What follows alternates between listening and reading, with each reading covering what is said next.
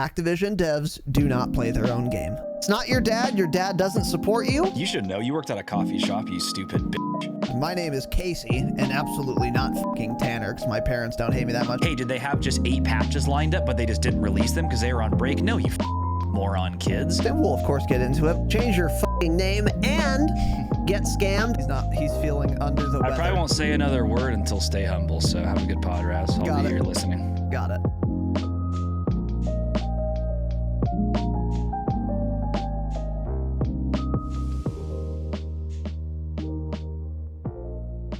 We are live. Welcome, boys and girls, to the Dropshot, a Call of Duty podcast, episode number 225. My name is Casey, also known as Razinon. I am joined, as always, by Tanner. How's it going, Tanner? We're quarter way through season 3. A quarter of a way? Quarter of the way, yeah. Is that so? Yeah. How do you figure? The episode numbers. Oh, of the pod, Yeah. of the program. Okay. Yeah. Quarter of the way I got through it. season 3. Yeah, we are. We're a quarter of the way through season 3, indeed. And it's what a journey it's been. And welcome to the show. So today, we will be talking about season 3, but of a different franchise, which is, of course, Call of Duty. And a reminder, if you are new, we timestamp the episodes. I timestamp the episodes. So if you wanted to skip to a particular section, you can do that. Just check the timestamps in whatever the thing. You guys can figure it out. You're tech savvy, right? Are Probably they? not. You're probably not savvy in any regard. You're listening to a Call of Duty podcast, but you'll figure it out. I have faith in you. So welcome to the show. Yeah, today, as I said, we're talking about season 3. Going over the patch notes. But first, and some other things, but first we have a few announcements. So we got some upgraded patrons. We got no new patrons, but I'm kind of sad about it. But we also got like fucking 20 last week, so I'll give you guys a break in this case. Well, we can get 20 last week. We can get 20 this week, right? That should be how it works. That is true. So we should no get 21, excuses. really. Yeah, make alt accounts. Open up credit cards. Rack up a bunch of debt. Yeah. Do whatever you got to do. Refinance your homes. None of you own homes. Who am I kidding? None of you even rent. You live in vans you stole under overpass down by the river. Got it. Like Chris Farley. Got it. And when Classic SNL rip. was good. Yeah. Rip F's in the Farley. chat. Great guy. F's in the chat for Mr. Chris Farley. I don't know if yeah. he's a great guy. He was a funny guy. He's probably a I terrible guy, suspect really. he was not a great guy. He was but I probably a have really no bad idea. person, the more I think about it, yeah. Probably, yeah, he was not, yeah, he had some problems, I would imagine. Yeah. Didn't he die of like a drug overdose? Bang an H? Probably. Or a speedball, maybe? See, if the government had done their Little job combo? and thrown him in the federal prison for doing drugs, he wouldn't have killed himself. You gotta stop, man. You gotta They stop. just belong in prison, man. I don't know what you want from me. Such an idiot. All right, welcome to the show. So first of all, welcome to Hero Stratus. Change it, obviously. For upgrading from Gold to Platinum. Our new Platinum patron giving us 7 Australian dollary dues. Thanks, man. Much appreciated. And welcome aboard. Enjoy that new channel that's accessible in Discord and the 2 new episodes per month. Because we do 7 bonus episodes per month, in fact. Which is almost as many regular episodes as we do per month. It's a lot. And you want in on it. And I respect it. Don't respect your name. Hate it, in fact. But welcome aboard, buddy. Much appreciated. And I'm even more thankful to an even better person than you, Steel Switch, longtime listener, old man. Reports we get in the Discord is that he's super old, which makes sense. Is he? And number 1 Q&A question asker, most prolific question author in the community, Steel Switch. upgrading from whatever he was to Damascus. A real Chad, a real god. Took him a while to join the Patreon at all, and then he upgrades in like a day. Yeah. It took him Very 2 years to interesting. joins at platinum, and then a week later upgrades. Which I'll accept. I'll accept that. Yeah, we accept I it. think it's a good decision. So here's what happened. Here's the tale of Steel Switch for those of you listening who are debating joining the Patreon. Many of you are like Steel Switch. You're like, is it worth the money? I like the podcast. I really don't. love it, but are the bonus episodes like good? Is it worth? Is the bonus content enticing? Well, we just had some guy wait 2 years to join the Patreon. And then in a week, he upgraded to the highest tier to get all the bonus episodes he could possibly get. What does that tell you about the caliber of our bonus episodes, listener? Yeah, I mean, we had people begging 2 years ago, can I gift you a sub to the, Patreon, please? Can I pay for you to join, man? Wouldn't do it. He wouldn't accept it. He wouldn't accept it. Yeah. So Steel Switch, welcome aboard. Glad to have you, King. And thanks for the upgrade. Very much appreciated. Bruther. Wonder if he'll be at the movie night. What do you think? Oh, we got to figure that out today. Make sure that's all set up. Make sure it works on your end. Unless we're just going to have Leia do it. Or you, because you said it was... Well, yeah, we'll find out. Whatever. I have Netflix and I have Amazon Prime. Okay, cool. It's not on either of those, I don't think. We'll figure it out. Don't you have Hulu, Peacock, Disney Plus, and I'm a bitch. Half of them aren't mine. Hulu's not mine. So I don't... It doesn't matter. Even know what Well, the we'll login figure is. this out later. But Steel Switch, thank you. All right. Speaking of Patreon, so to all of you, patreon.com/the Dropshot. We do 7 bonus episodes per month, every month. And that is the best way to support the show. It's where we offer all of our bonus content. We do monthly hangouts. We do other things as well. You can see the website for all the deets. Patreon.com/the Dropshot. Now, speaking of Patreon, this morning, our latest Patreon ep went live. Prior to this last one, we did a Platinum and Damascus episode on all of the leaks we've gotten surrounding MW2 and Warzone 2 up until now. And that episode was more interesting than I thought it would have been prior to us having finished it. I wasn't really sure how many leaks and info and potential info we had gotten on MW2 until we did all the notes for it, and I was like, damn, there's actually a lot here.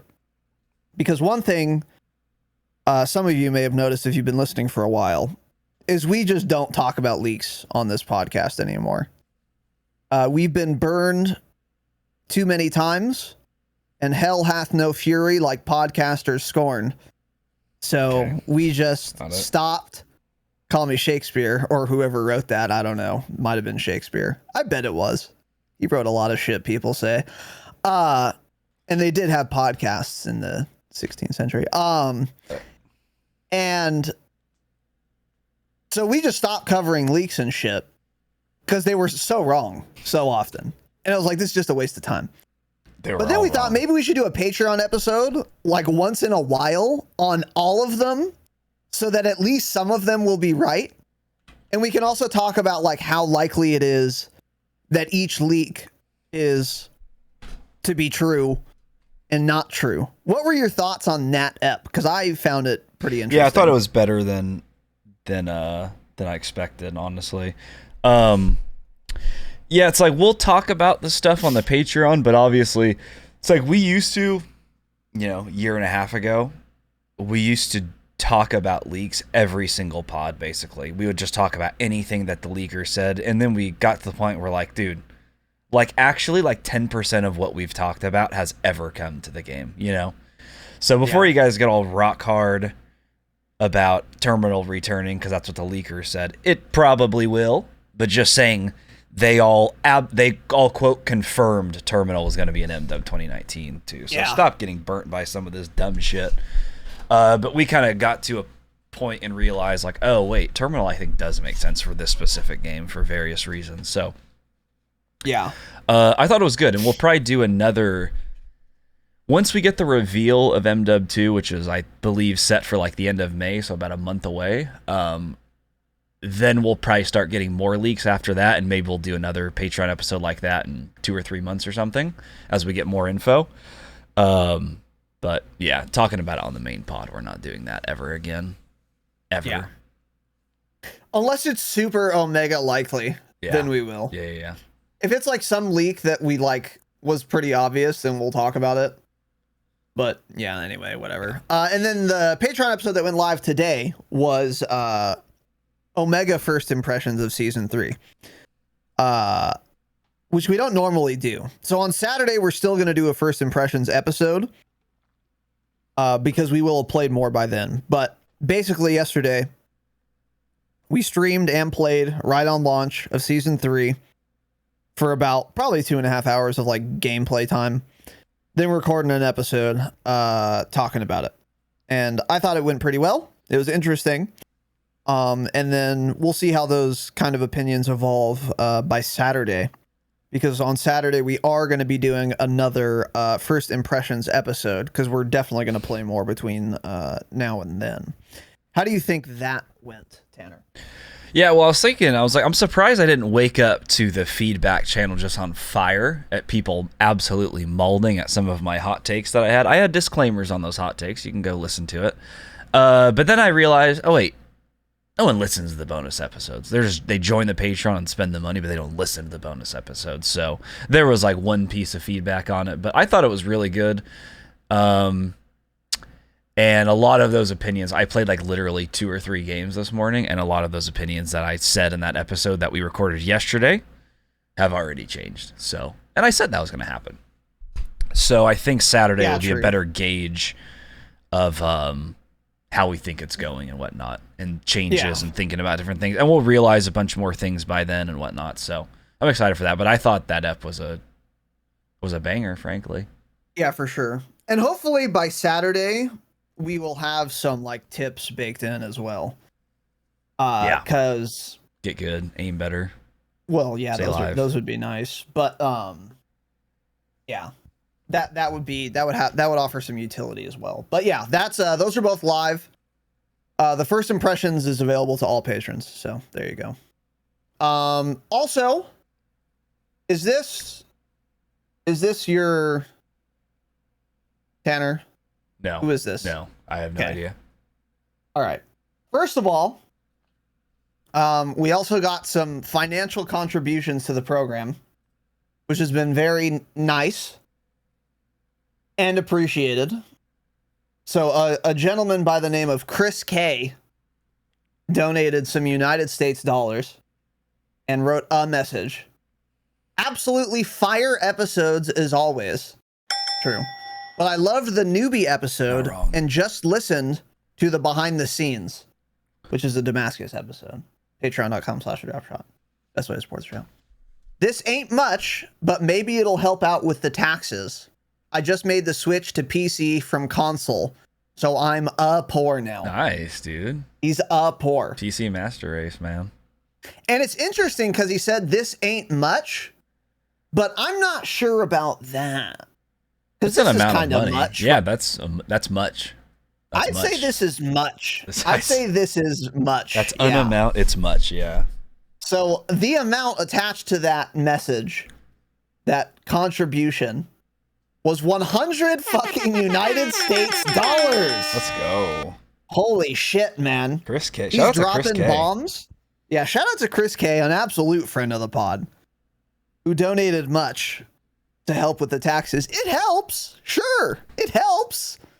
It's helpful. Yeah. Didn't have to do that. And we very much appreciate it, dude. Very kind of you.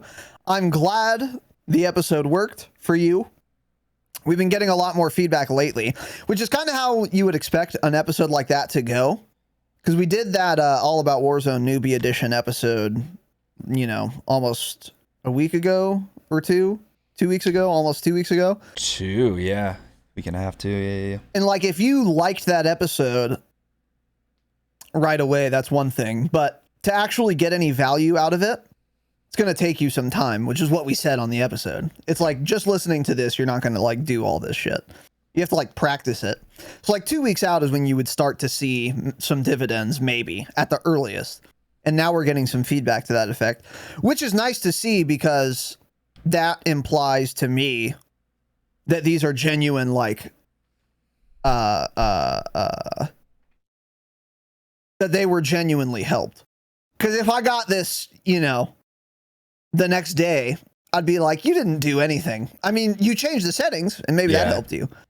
But this shows, because we've gotten like 3-4 people past couple days. Yeah. Past couple days being like alone. that episode was great. Yeah. This is when I would expect to start seeing people getting a little better. So that's really good to hear. And Chris, we really appreciate the very generous contribution. You're a king and a Chad, and good luck on the PC life. It's a different experience for sure. Absolutely. So thanks, buddy. There you go. Thank you very much. And then we got another contribution also. And I feel bad that this has taken so long, because we got this contribution, or at least I saw it, right after last Thursday's episode. And I wanted to announce it on Saturday, but we had the round table, a lot going on, and I was, you know what? I'm going to wait. Tanner was like, we should just wait until next Thursday. I said, fine. And it was an amount of United States dollars. And attached was a message. Psych. There wasn't a message attached. There was no message of any kind. It was simply just cash from somebody. It's our quarterly allowance from him, essentially. It seems to be something like that. So, Slivovitz, absolute friend of the pod, one of the longest time listeners, by the way.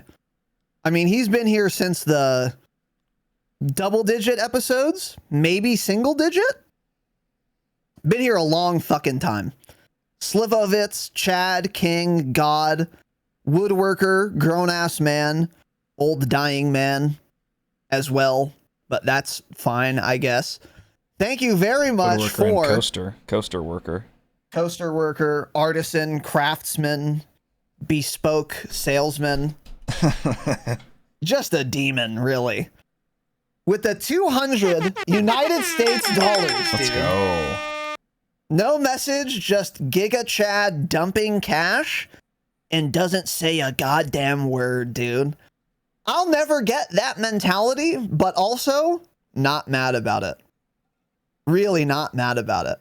Would you ever donate 200 United States dollars and not say a goddamn word, Tanner? Of course That's not, something no. you would do. That's an insane thing to do, yeah. Not saying anything. I would write, an essay and say, if you don't read this, I'm charging back. Jesus, man. That's what I would do. 200 bones, you know? It's crazy. Yeah. It's an outrageous sum of money. So, Slivovitz, been a long time listener and supporter. You're a fucking god. Love you and appreciate you. Extremely generous. Thank you very much, man. And sorry it took so long to get to this, but we really appreciate the generosity. And thank you very much, dude. You're a king. And you know that, buddy. So Sliv and Chris, thank you, boys. Last announcement. This is the end of the episode right now. Okay. It is, because what's interesting is our last episode, the Warzone Roundtable, I made it very clear that if we did not have 1,000 followers on Twitter at the Dropshot Pod, there would be no Thursday episode. And here we are. Let's get a live Twitter follower count. Let me do a little Twitter check here. Now, maybe we got 1,000 between me doing the notes and now? That's possible. So let me check. Let's see if we're going to do this episode today. We're not. Okay, 929. 929. Wow, cringe. Uber giga cringe. Not even 950. What are we doing? So here's what's happening now, right? We're going to do the episode, okay? Because we need to. We have obligations, frankly. But number one, I'm not going to be happy about it. And number two, I am making an announcement that is at least this long or longer on every single episode and Patreon episode until we have 1,000 Twitter followers at the Dropshot Pod on Twitter. You guys want to play hardball? Let's play hardball. Because I know some of you listening, literally thousands of you listening, have Twitter accounts, use them, and are not following us at the Dropshot Pod on Twitter. I'm positive it's true. There's no chance that that is not true, and yet you just refuse to follow. So, hey, you want to play this fucking game? Let's play, dude. I can make an announcement that is 10 minutes long about how we need Twitter followers every single goddamn episode and smile about it. So here we go. Until we get 1,000 Twitter followers, this is what you're going to get. And I'm going to time this in Resolve when I'm editing this episode tomorrow. I'm going to jot it down. And on Saturday, if we don't have 1,000 Twitter followers, I'm going to make the same announcement, but it's going to be at least as long or longer. And I'm going to keep doing that until we have 1,000 Twitter followers. Wow. So make bots, hire a Russian troll farm. No, we don't want bot followers. No, that's a lie. I don't give a fuck, dude. I do. I don't want bot followers. Give us the 1K, and it's that simple. Make it happen. I mean, aren't you embarrassed, Tanner? Why aren't you as mad as me? Aren't you embarrassed that our podcast account doesn't have 1,000 at least Twitter followers? Oh, it's miserable. Yeah, it's really it's embarrassing. It's terrible. Yeah, I hate it. Yeah. It's fucking shameful. So yeah, it is. I mean, fuck all of you who have a Twitter account and don't follow the podcast. And it's that simple. At the Dropshot Pod on Twitter. Thank you. You're listening for the jingle. Tanner's getting it ready. And then here it is. Got it. Oxford J, thanks for the tier 1 for 17 months. Look at that, man. 17 long months. Thank you very much, buddy. Appreciate that. And Vike, thank you for the tier 1 for 2 goddamn years. Wow. Not too many 2 years in here. Not too many. There's one right there. Vike, thank you so much, man. 24 months in a row, by the way. Tier 1 for 2 damn years. Thanks for the support, buddy. Appreciate it. Don't say hey like that, Jake. Don't do that. All right. Welcome to the show.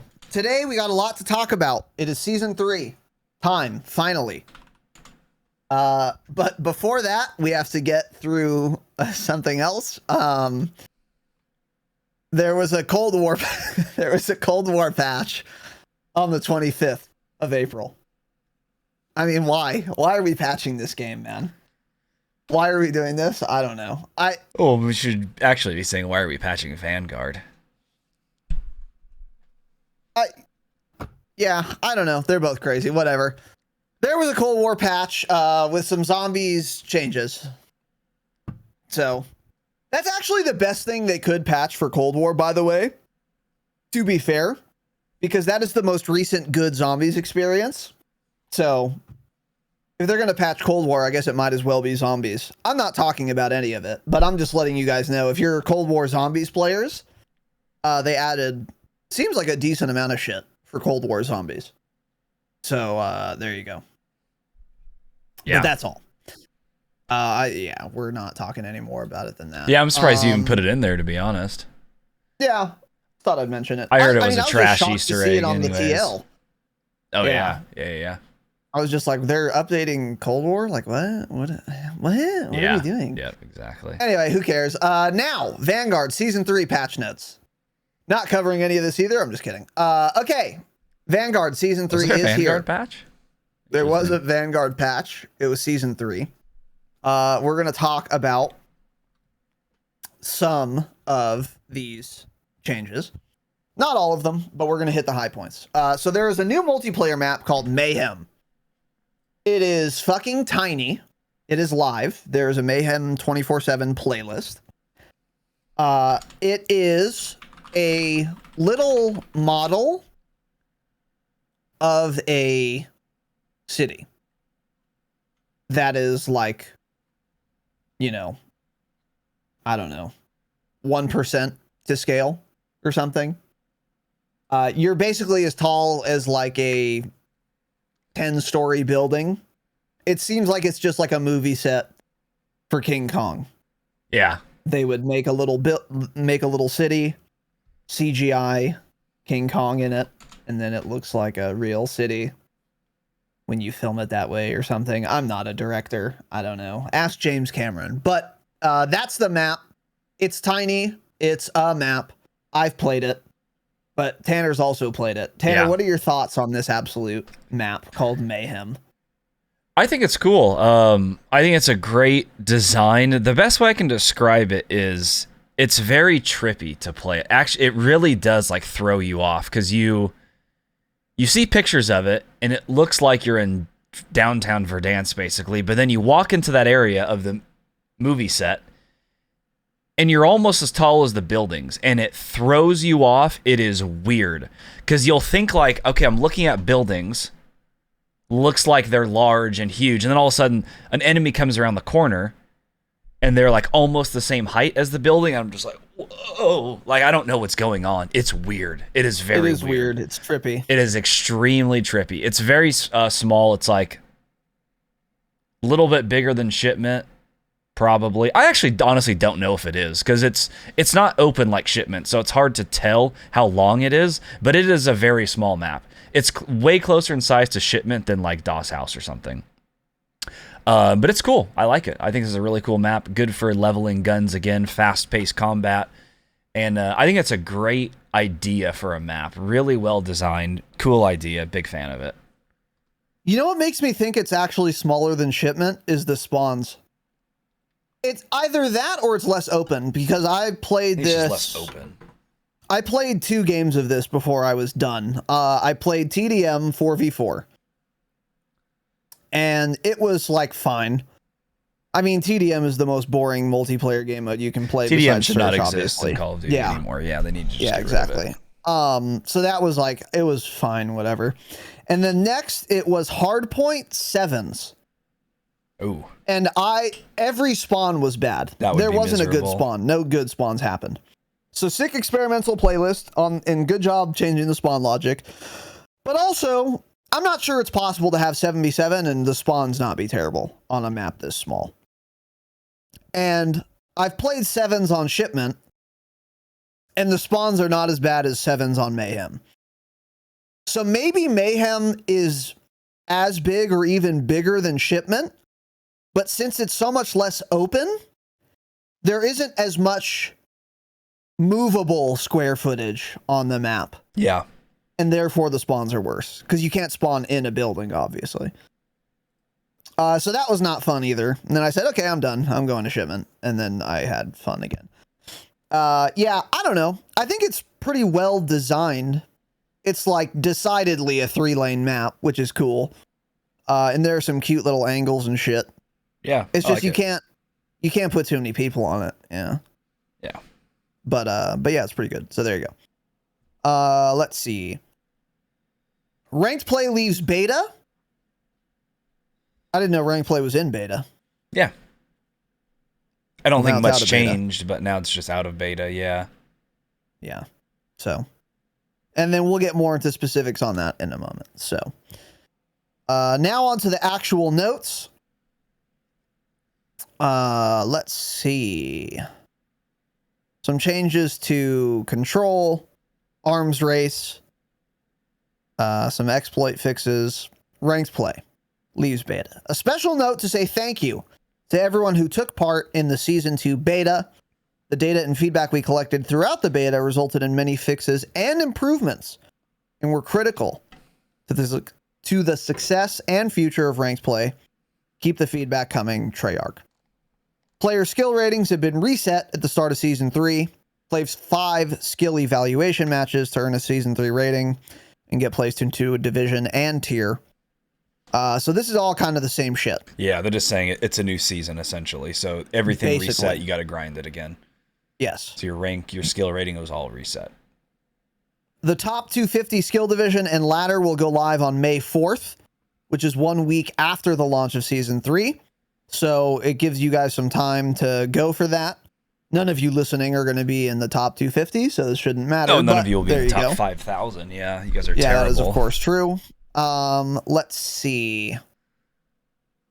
Some UI updates.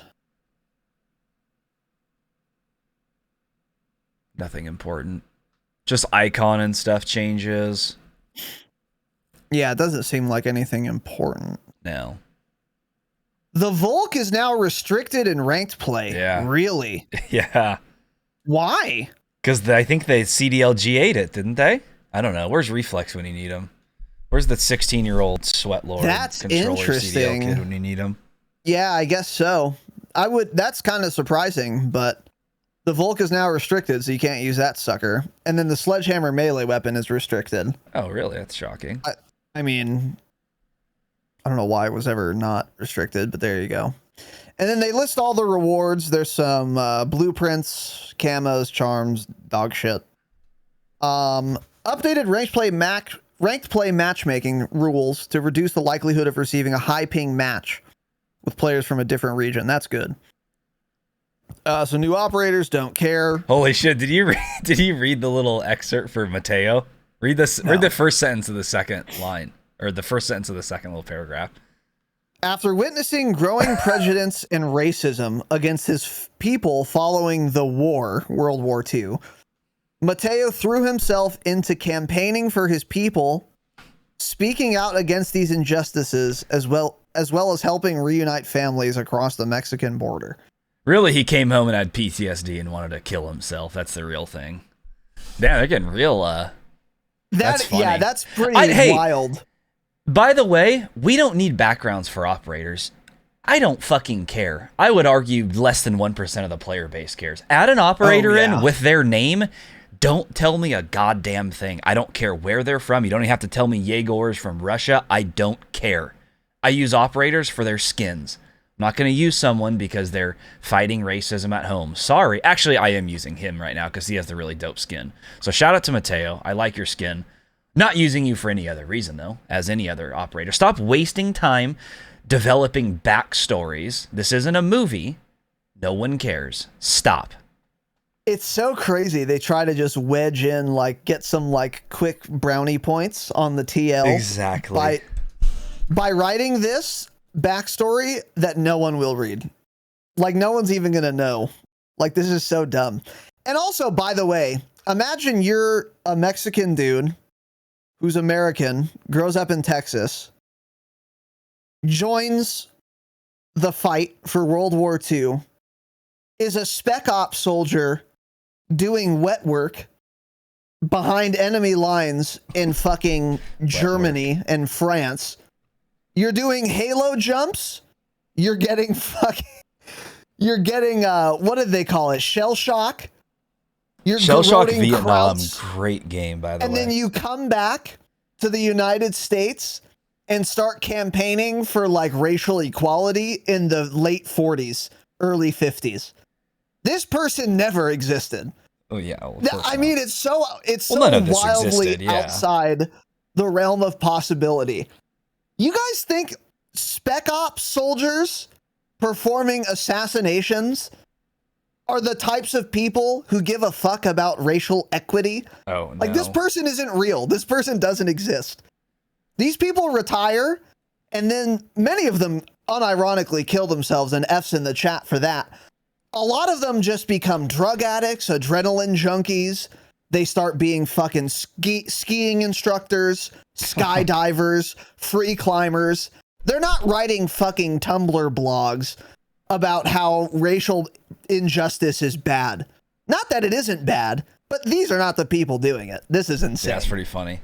I'm glad you pointed that out because it's just so absurd. But wait, there's more. We have another new operator, Florence Carter. During World War II, she was determined to make those dreams come true. She wanted to be a fighter pilot. But was turned away from those opportunities due to both gender and her race. Stop giving us background stories. I don't care. Stop. Oh, God. Stop. Okay, wait, what race was she? I don't know. Oh, she's black. Okay. Is she? Where do you even see that? Oh, the next In image. the picture, I'm Okay, assuming. yeah. Yeah. Okay. Is this real? So, I know there were black people in World War II on the American side. Yeah, I would say so. Yeah. There were. And it was fucked up because hey, life wasn't good to be a black dude or woman, especially probably in the fucking 40s in America. I concede that. That would not be great. Yeah. If this person tried to join the fucking Air Force or the Army Air Force in World War II, she probably wouldn't have been allowed to because she's a woman. Yeah. Not because she's black. Probably both, though, actually. But wasn't there some, because you're a woman. Wasn't there actually a very well-known female fighter pilot? No. There was a group, the Tuskegee. How do you say it? Airmen. Yeah, it was a whole black group of black men pilots. Yeah. So okay, yeah, you're right. Good call. Was that World War II or was that? That was World War II. No, that was World War II. Yeah. Oh, okay, there you go. And they fucked up because some of your Nazi race. Scum. Yeah. It's because of your gender. Well, once they got back home, everyone wanted to kill them because of their race, but they were bombing and killing the Nazis, and then we wanted to kill them when they got back. So Isn't that cool. so fucked? That was by cool. the way, yeah, that was. That dope, is man. super fucked. Yeah. I would say that's pretty fucked. Yeah. Yeah. But anyways, I'm just talking. The backstories are funny. It's like they're just trying to get real. Yeah, and that backstory is absurd. Just say it's because of her gender. That's also bad. You can virtue signal and be correct, historically accurate. Just say she wasn't allowed to fly because she was a woman. That would have been true. But it obviously wasn't because of her race. Yeah. So anyway, whatever. Fucking Activision. So by the way, we can thank the oh my God, what's the new C-suite exec they hired? Oh, the new chief equity officer or chief equality. Chief equality. No, it was another word because there was a different acronym. Diversity, CDO. I think it was chief diversity officer. Yeah. Yeah. The CDO. Diversity and inclusion. That's what it was. Literally, this is what the CDO does. I asked the question, what does the CDO do for 40 hours a week? What do they go into the office and do? They go in the office and brainstorm backstories to like be cool on Twitter. Yeah. And make these poor lore writers, whatever, write just wildly inane, crazy shit about operator backstories. Yeah. So yeah, now we know what the chief diversity officer does. My main point is you can virtue signal and be historically accurate. That's my point. My main point is stop doing backstories. And altogether, Pib had a great question. What is Snoop's backstory in the game? He's got to have one, right? He's an operator in the game. What's his? Yeah, that's true. That's what we need to find out. Someone find out Snoop's backstory. I think the backstory in Warzone is just like his real life. Like he grew up in Long Beach, California. Oh, it actually really does have a backstory in the game? Yeah, Jesus Christ. Stop wasting your time doing that. Imagine being Infinity Ward during MW 2019, by the way, writing operator backstories, but not patch notes. Cool, man. Cool. Yeah, true. Well, that's why Ashton couldn't write. Too. That's why Ashton didn't do patch notes. She was too busy writing all the backstories of everyone. Yeah, maybe she was. Yeah, they would explain it. Yep. All right, in more important news, weapons. So we got two new weapons. The Nikita AVT assault rifle. This is unlocked with Battle Pass tier 31. All the weapons are on the free tiers, so you don't have to buy the Battle Pass to get it. I've used this in Warzone, just the ground loot, and in Vanguard a little bit. Mine's not max level. I've gotten it to level like 30 something probably. I don't think it's that good. It's a fully automatic assault rifle, so it's fine. I was dicking kids down with it, no Epstein, but it's no Wellgun in my opinion. It's no Whitley in my opinion. It's no Volk in my opinion. but it's good. I mean, it's a full auto AR. It just seemed a little bouncier than a lot of other guns with 0 attachments. Yeah. And I don't think it's like that insane, which I'm kind of surprised by, because the last few guns that have been added to Vanguard have been ridiculous in multiplayer. This one might be that way as well with attachments, but I don't have them all yet, so I don't know. What are your thoughts on this gun? Yeah, I don't know. Mine's like level 15, and I haven't even put an attachment on it yet because it's double XP right now, so I was just leveling it up so fast. But I don't know. It seems fine. It is hard to gauge in multiplayer, especially Vanguard, if a gun's even good. Like it really, like Warzone, it's so easy to tell if a gun's good because it either kills in 5 bullets or 10. In Call of Duty multiplayer, it kills in 2 bullets or 3, and that determines if it's broken or dog shit. So it's kind of hard to gauge. Actually, like there's just no in between, but it seems fine in multiplayer. I've heard some pretty good things about it. I liked it with no attachments on it, but again, every gun's good with no attachments in Vanguard when it takes 2 shots.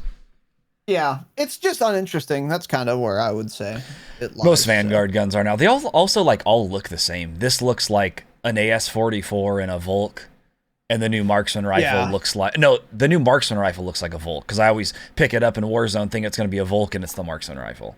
Yeah. It's like that M1 Garand that looks like the auto. Pisses me off. Oh, it does, huh? Looks Yeah. like, I always almost grab that sucker and then realize it's the M1, man. Yeah.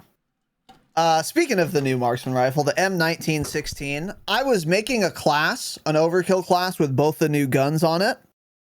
And then I literally stopped myself and I was like, you know what? No, I don't care. I'm not leveling this. So I haven't used the new Marksman rifle at all in Vanguard multiplayer, and I don't intend to. It's never going to be good in Warzone. It's never going to be even good in multiplayer. I'm not doing it. Maybe it would be good in multiplayer, actually. It would have to have a pretty good fire rate. But actually, semi-autos in multi can be fucking ridiculous.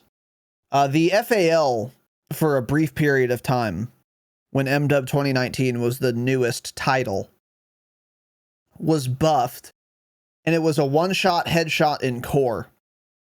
And it was, unsurprisingly, fucking insane in multiplayer.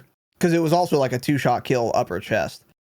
So you could play like Shipment 24/7 with the FAL and just destroy people. But from using the M1916 in Warzone, it's got a terrible refire rate. So maybe that can be fixed with attachments. I'm sure it can be. But I have not used this once in multi. What about you? I started using it. It felt like a marksman rifle that was semi-auto and took 3 shots to kill in multiplayer. Oh, 3? Oh, yeah. Just remember, none of these will ever be even usable in Warzone unless they change Vanguard marksman rifles to use assault rifle ammunition, because it uses sniper ammo, so you get 40 bullets. Yeah, so it doesn't matter. There's really nothing to be said. Stop adding marksman rifles because they will not get used at all. So doesn't matter how good it is. Unless it literally one-shots anyone to the head at any range, always, there's no reason to use any Vanguard marksman rifle in Warzone at any point ever. Yeah, for sure. Okay, so moving on from there, nerf to an STG stock. A lot of nerfs to the Volk that we're not going to get into the specifics on, but they kind of gutted it. Which isn't surprising. It probably needed it, but let's see if they also nerfed the really good guns that are better than that. Type 100 nerfed. PPSH nerfed. Decreased hipfire accuracy. I wonder how much worse that is. Because that was PPSH's best thing, was its hipfire. Yeah, it was hipfire. This is for Vanguard too, remember, guys? This is for Vanguard. We're not into Warzone yet. Yeah. Armaguerra, slightly nerfed. Just a couple attachments. Well gun, decreased damage ranges. Okay, good. That needed to happen. That gun's insane. So this is a good nerf. I don't know by how much, they don't say. Increased initial recoil while firing. It also needed that. Yeah, it didn't move, and it had an insane damage range. And a nerf to the shrouded barrel. Decreased accuracy benefit, which doesn't matter because they basically removed bloom anyway. But that's a good nerf. That needed to happen. So good job there. G43, I'm not reading. I don't care. Gorenko, I don't care. And general camo challenges that require headshots or long shots are now properly tracked. For what? There still weren't camos working, really. I mean, maybe this is true, but they've said this, I'm not kidding, 4 times now. Oh, at least, yeah. So maybe this is true, maybe it's not. This is like the sliding while looking down bug in Warzone that they fixed 2 or 3 times. Yeah. Even though it happened to me 3 times alone yesterday. Yeah, so cool. Some zombie camo progress, which doesn't matter. Okay, equipment. S-Mine 44, tactical. Okay, never mind. Let's see. Trophy system. Yeah, trophy. Deployable autonomous defense system that destroys up to 3 nearby pieces of equipment and projectiles. That's a little worse than Warzone. I think Warzone's like 5. But still not bad. Sure. And that's just immediately available to all players. They had an unlock challenge for it at first. Did you see that? The first unlock challenge was play 15 matches without either dying or taking damage to a frag grenade or something. I don't know if it was just frag or all explosives, but everyone was just like, no. And then everyone was like, are you fucking kidding me? And they changed it. One thing, by the way, it is slow to throw down. Like M-Dub, you throw that sucker immediately. It feels like you have amped on. This feels like you're throwing something without amped. It's like you take it out, you start unfolding things. You don't seem to throw it as far as you did in M-Dub either. It's like wherever you're at the time, it just drops at your feet. So kind of, because I was trying to use it on Mayhem, I couldn't ever put it down without dying. Really? So interesting. But it'd be good on hardpoint stuff, I'm sure. Yeah. And search probably, yeah. Okay, let's see. The trophy system will protect its immediate radius from the following incoming and pre-established items for a limited time. Why a limited time? That's weird. Notably, the throwing knife is an exception to these defenses due to the high risk, high reward nature of it. That makes sense. So it'll work against incendiary, sticky, frag, gammon, thermite, demo, molly, stun, gas, S-Mine 44, which is interesting, decoy, ammo box, enemy trophy systems, jammers, and field mics. This is what I would expect a trophy to do. So we had the question initially when we learned about the trophy, why they only mentioned 3 of these fucking 14. But we figured they just left them out, and they did. So it protects against all the shit you would expect. Not surprising. Don't know what the limited time shit means, though. Maybe they're gonna remove some of these from the list, but I don't know. We'll keep you guys posted. Trophy system will protect. No, I think it's saying the trophy works for a limited time. Yeah, that's right. Yeah, it doesn't last forever. Okay. Yeah, obviously. That makes sense. Yeah, okay. Okay, so yeah, there we go. So it's just a normal trophy system. It works as you would expect. So there you go. Some UI updates, some bundles and cosmetics, some zombies updates I refuse to read. Other than this, dedicated server pause. You can now pause the game. So that's... Zombies. Oh, and there was an issue that certain menus would unpause the game. That's supposedly fixed, but it doesn't matter. So that's it for Vanguard. What are your thoughts, Tanner? Not much going on. Yeah, really not, huh? Yeah, I mean, really nothing, honestly. Very uninteresting, but every Vanguard update has been like that, so yeah, nothing going on there whatsoever. The new map's cool, but if you want to level up guns, I'd play it. I'd recommend playing that. There's also, I think DOS House is still live, so you could also play that. But Shipment DOS House 24/7 is still live. But the new map has its own 24/7 playlist. So if you want to grind out the guns really fast, the new ones, for some reason, we'll get into them more and how they are in Warzone in a second, but you can level them up really fast right now with double XP. Go play Mayhem, you'll have it leveled up in no time. Yeah, for sure. But yeah, that's kind of it. Really not much exciting in my view. The new map is fine. It's not great. The new guns are fine and not great. It's an AR that fires bullets and then a marksman rifle that's terrible. It's kind of it. Yeah. So, yeah. So there you go. I think the mid-season update is going to be more promising because we're going to get The other new map, which might be good, we're also going to get the new SMG. And if you're a multiplayer player, I would argue that is one of the two most important categories besides assault rifles. So maybe that's really good, or at least really interesting.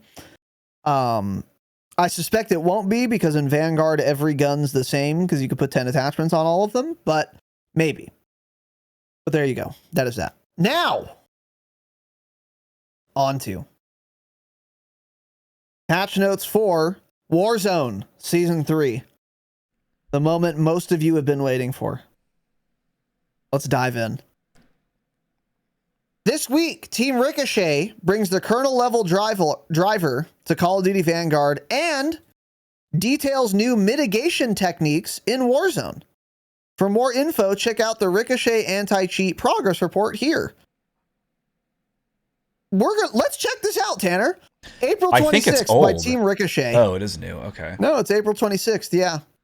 Today, on the 26th, the PC kernel level anti-cheat will release in Vanguard. Okay. And none of that first part matters. Wait. Yeah, hold on. Wait. After a period of examining how these updates are functioning with today's global rollout, they will also be applied to the driver for Warzone to bring parity for anti-cheat drivers across both titles. This is a necessary step when making significant updates to our anti-cheat system and to minimize any issues players may encounter. I think that says more about how Vanguard will be affected than Warzone. I don't think that means almost anything for Warzone so far in terms of Ricochet getting more effective on Warzone. Let's see. Mitigation Spotlight. In our previous anti-cheat progress report, we outlined how Team Ricochet uses in-game mitigation techniques to reduce the impact of cheaters, while also collecting data that's essential to identify cheating behavior. While the team is hard at work testing and deploying a variety of new mitigation and detection techniques, we wanted to highlight something that's been spotted in the wild: cloaking. With cloaking, players that are detected to be cheating can find themselves unable to see opposing players in the game world. Characters, bullets, even sound from legitimate players will be undetectable to cheaters. Legitimate players, however, can see cheaters impacted by cloaking. Generally, they'll be the players you see spinning in circles, hollering, "Who is shooting at me?" Okay. And can dole out in-game punishment. This, like our previously revealed mitigation technique, Damage Shield, gives legitimate players a leg up on cheaters. That's cool. Okay. Yeah, that's fine. If they're using this to continue to collect data, then I'm on board with it. As long as the cheaters can't actually kill real players, so that's something. Yeah. Ban updates. In a previous update, we announced we banned over 90,000 accounts. Team Ricochet's banned over 54,000 additional accounts. While we may not announce all bans as they happen, know they occur both daily and in waves. Why both? Don't get it. Yeah, You know? I don't understand that either. And then they say more trash. So yeah, actually really nothing there. So, I don't know. Yeah, not a you have any goddamn thoughts thing. on that? No, nothing was Absolute new progress there. report? No, not at all. Yeah, so cool. The only thing I have to say is we had thought, I even looked up one of the last pods when we were talking about the Vanguard anti-cheat, and everything was like, yeah, the Vanguard anti-cheat's in. I guess what either no one else knew or no one described was that I think it was only the server side anti-cheat was in up until now, and now it's the kernel level driver. Level driver. This is specifically Vanguard though, right? Yes, correct. Yeah. So the server kernel side level one has been in Warzone. Correct. Yeah. And the server side has been in Vanguard, but not Warzone until this point, is what it seems. So that number one player we talked about a while ago, who got booted down the leaderboard but not banned, keep a close eye on his spot on the leaderboard, because he might just poof disappear. Or not. Yeah, the one that was playing with cheaters. Yeah. Yeah. Or not though. Certainly Also. see. So yeah, we'll see. All right, now let's get into the notes. Okay. Operation Monarch 9 a.m. Pacific time, May 11th. More info coming soon.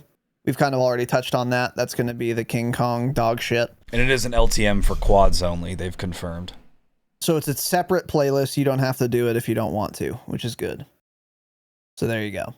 Caldera Iron Trials is back. This is going to be, I think, in a variety of team sizes. I think right now it's trios.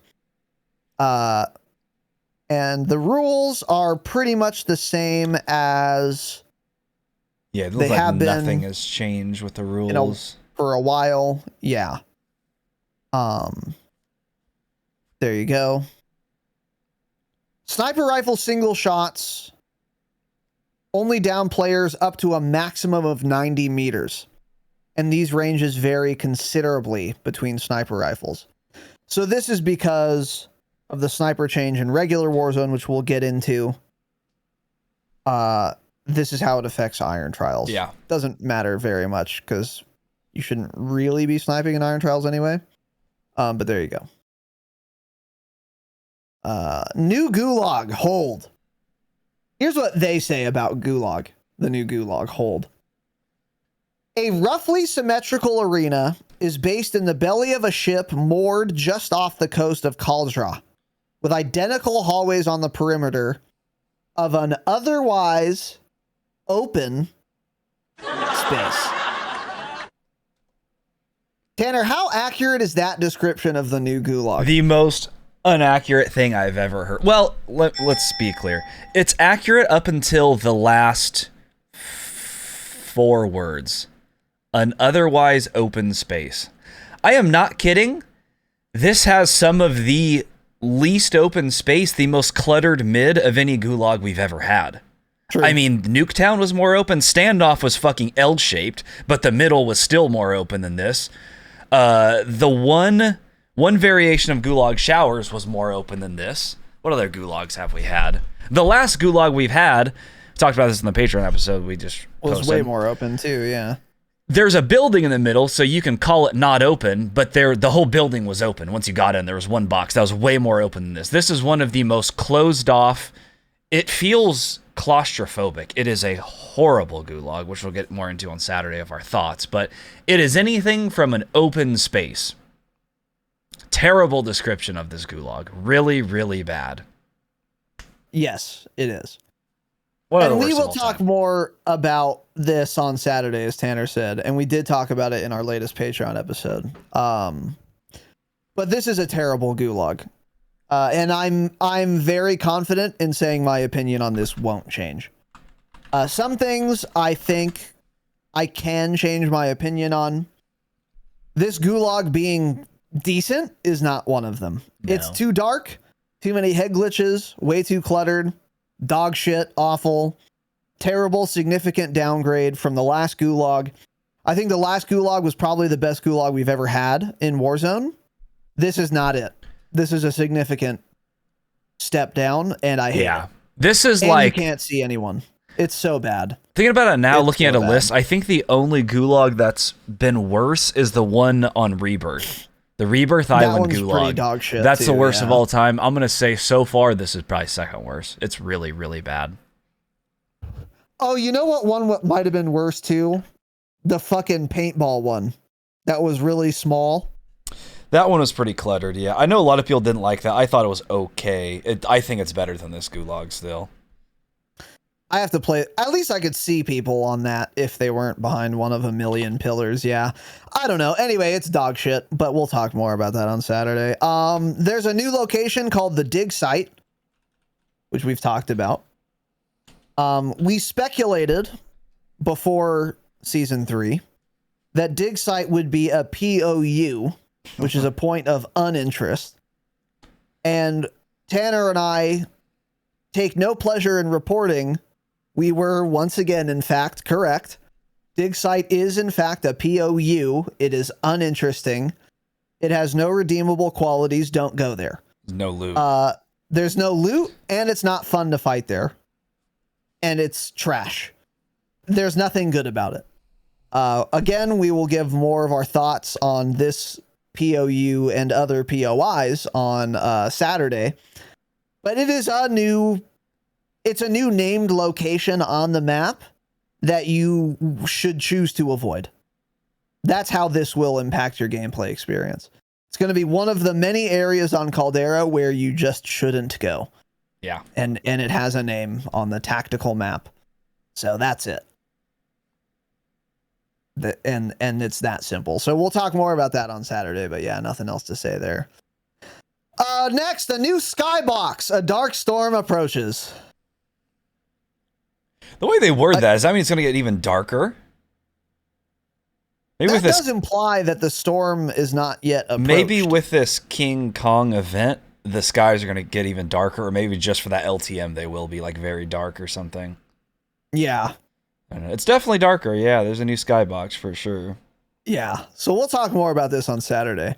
Tanner and I are basically not sure if the visibility is worse, the same, or better than it used to be. There are wildly conflicting reports. We're going to play more and we'll get back to you on that. But most people seem to think it's better. Yeah, that is, I think, the consensus. But we'll play more and kind of have a better feel on Saturday. But there's definitely clouds in the sky now. So there you go. And no, you cannot walk into the lizard skeleton pib. That would be interesting, but you can't do that. Hence POU. Point of uninterest. Fuck the dig site. They've updated some locations, Peak, Runway, and Lagoon. Peak is definitely updated. It's quite different. I would argue it is one of the most significantly updated locations. Runway as well looks, from the screenshots I've seen, quite updated. I haven't actually been there, though. Have you gone Runway yet, Tanner? Oh, no, of course not, because the circle has never been there once. That is, yeah, that will happen, yeah. So we'll try to go to Runway if it's not in the gas in 10 seconds till Saturday, which is an open question, unironically, because Caldera circles. But it looked like it was quite changed as well. And then Lagoon as well was updated. Supposedly. Lagoon I haven't been to either. Lagoon I have been to.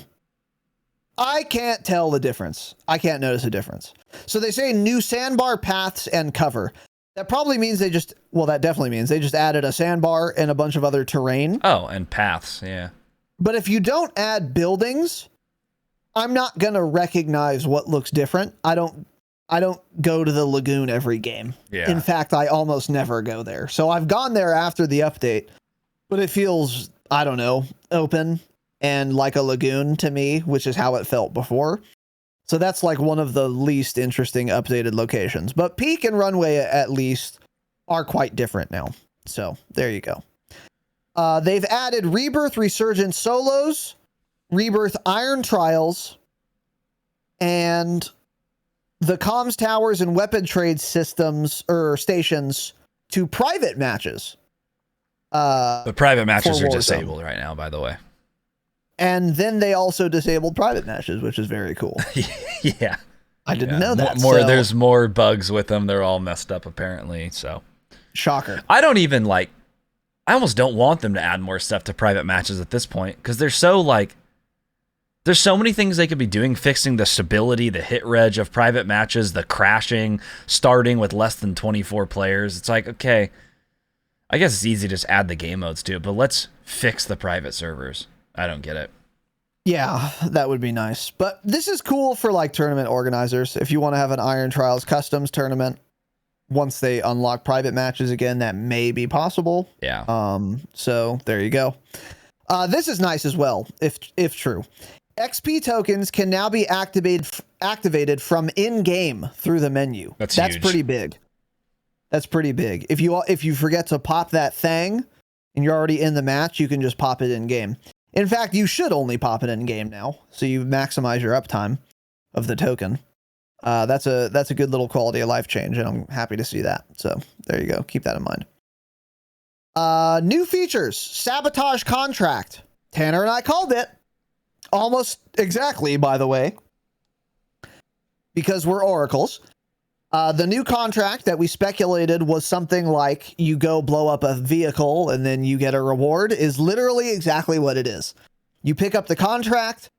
There is a vehicle that tends to be extremely close to where you are, by the way, that you go over to. In the one case, Tanner and I have done this. It was an SUV. So it was like the wait, is that is that an SUV? Yeah, it's an SUV, right? Yeah, it's an SUV. Yeah. So it's pretty easy to blow up. I threw a Semtex at it. I mag dumped it once. It was disabled. I kept looting. It blew up. And then after that, immediately following it blowing up, there is a canister that is smoking on the ground where the vehicle was with green smoke. And then inside of 5 seconds, an armored Bertha drops on that location with a 50 caliber fully automatic belt fed machine gun. That kills in 4 bullets. That kills in at most 4 bullets on the top of the Bertha that has even more health than a regular Bertha for doing a fantastically simple contract. For destroying a parked vehicle. Now, yesterday I played a couple games last night. We grabbed the contract again. That time we did get unlucky. It marked a car close by. We were at Beachhead. Again, both times we've done this contract, the car has been like within 100 meters. But that time it was unfortunate. Another team got in that vehicle that was marked about 15 seconds later and drove away in it. I mean, they don't know that the vehicle's marked. We just got unlucky at marked that one, and they drove away in it. So we never ended up destroying it. So we couldn't do the contract. So that sucks because they drove so far away. I wonder if you ever take that contract just so you can get a vehicle to drive. Yeah, to track someone. No. You drive it yourself. Like you're way out of zone. There's no vehicles around you. You're going to die to gas. It's like, okay, let's get this sabotage so a vehicle spawns and let's just drive this vehicle into zone and then blow it up. Yeah, I don't know. You know? I was thinking that too, is you could even, if you're in a hot area and you grab that, you could take the vehicle and just drive to the middle of nowhere then, so it's safer, and then blow it up there, and then, yeah, the armored truck drops on you too, and then you can just use that instead. I feel like there's a lot of ways to cheese this. I expect this Bertha... Bait it with C4? Yeah, true. I expect this armored Bertha to be nerfed. It needs to be. Yeah, this contract is the easiest contract in the game now, and you get an amazing reward for it. Oh, you might be right, Ox. Maybe it doesn't spawn a vehicle. It just marks an existing one. No, yeah, it doesn't close spawn to you. one. Yeah. Okay. It just then marks never mind. a vehicle. Okay. Okay, yeah, I didn't fully understand what you were saying. That's what you meant. No, it marks a vehicle on the map. Got it. Okay. Yeah. So, the Bertha 50 cal is entirely too strong. If you go to my Twitch, actually, you can see a nasty clip Tanner got. We were in ruins playing duos, cringe. Tanner baited me, so I was dead. That's the only reason I was dead. Got it. Yeah. And we had an armored Bertha, and he was getting double teamed. So he gets in the driver's seat, drives it real close, seat swaps, and is shooting the guy who's literally 5 meters from him. And the guy's just deleted. It killed him so fast. It was really funny. Yeah. But that gun is really entirely too strong, and the Bertha has entirely too much health. And the sabotage contract, if you're a solos player, must be a fucking nightmare. Because here's the strat in solos. Do a sabotage contract literally as soon as you see it. Get in the Bertha that has infinite health. Drive around and not die. If it blows up, it's probably final circle. Get another sabotage contract. Get another one. Borp a spin in your Bertha till you win. Seat swap kids when you can. You'll always win for free. It seems outrageous. I wonder if they'll end up taking them out in solos, because they did something for now. I think it is removed for solos right now, or something was happening. I think it was getting bugged. Maybe I'm thinking of something else. I don't know, but I don't think it's in solos right this second. It seems completely insane to be in solos, yeah. It's insane to be in any game. I don't know. Yeah. I think what Tanner and I talked about this on the Patreon episode, what I said was, if they change this to drop an armored Bertha that was just a regular Bertha but with more health and absolutely no mounted gun on it, this would be a balanced and worthwhile contract to do. Because then you couldn't fucking destroy people and also be super tanky. I think that would be better. But as it stands, something will change. They'll nerf the gun or something. Dude. It needs to be nerfed. It's so gross. I have the strat. What's the You strat? do a sabotage in quads, destroy the vehicle, get your armored truck, go to the next closest sabotage, pick it up, use your armored truck to destroy that sabotage vehicle, and then your team of quads has 2 armored Berthas. That means everyone is in cover because it's 2 seats. It's not like you're standing in the back of the truck mounted on the thing. True. You're inside the sucker, so the driver has cover and the truck has cover, and the gunner. You get 2 of those going in quads, you will not die ever. Yeah, that's a good strat. A team of 4 won't know who to shoot at. They won't be able to do enough damage. You'll just fry them. That's the move. We got to do that. We got to get 2 of those things going. Yeah, we got to get that thing going for sure. So there you go. And then high value loot zones are coming in season. This is something we have not yet talked about on any episode. These zones are represented on the TAC map by a very appropriate money sign, dollar sign, excuse me, and will provide the best looting opportunities. These zones will be complemented by rebirth supply boxes that will provide recurring loot opportunities. So I suspect this is going to look like, if you've ever played Plunder, about 2 minutes into the game, it will mark the 3 highest value teams in the game on the map. And there will be a dollar sign with a red circle surrounding them. It's probably going to look just like that, but in Caldera. And yeah, these are just going to be high value loot zones. So if you go around there, you can get more loot.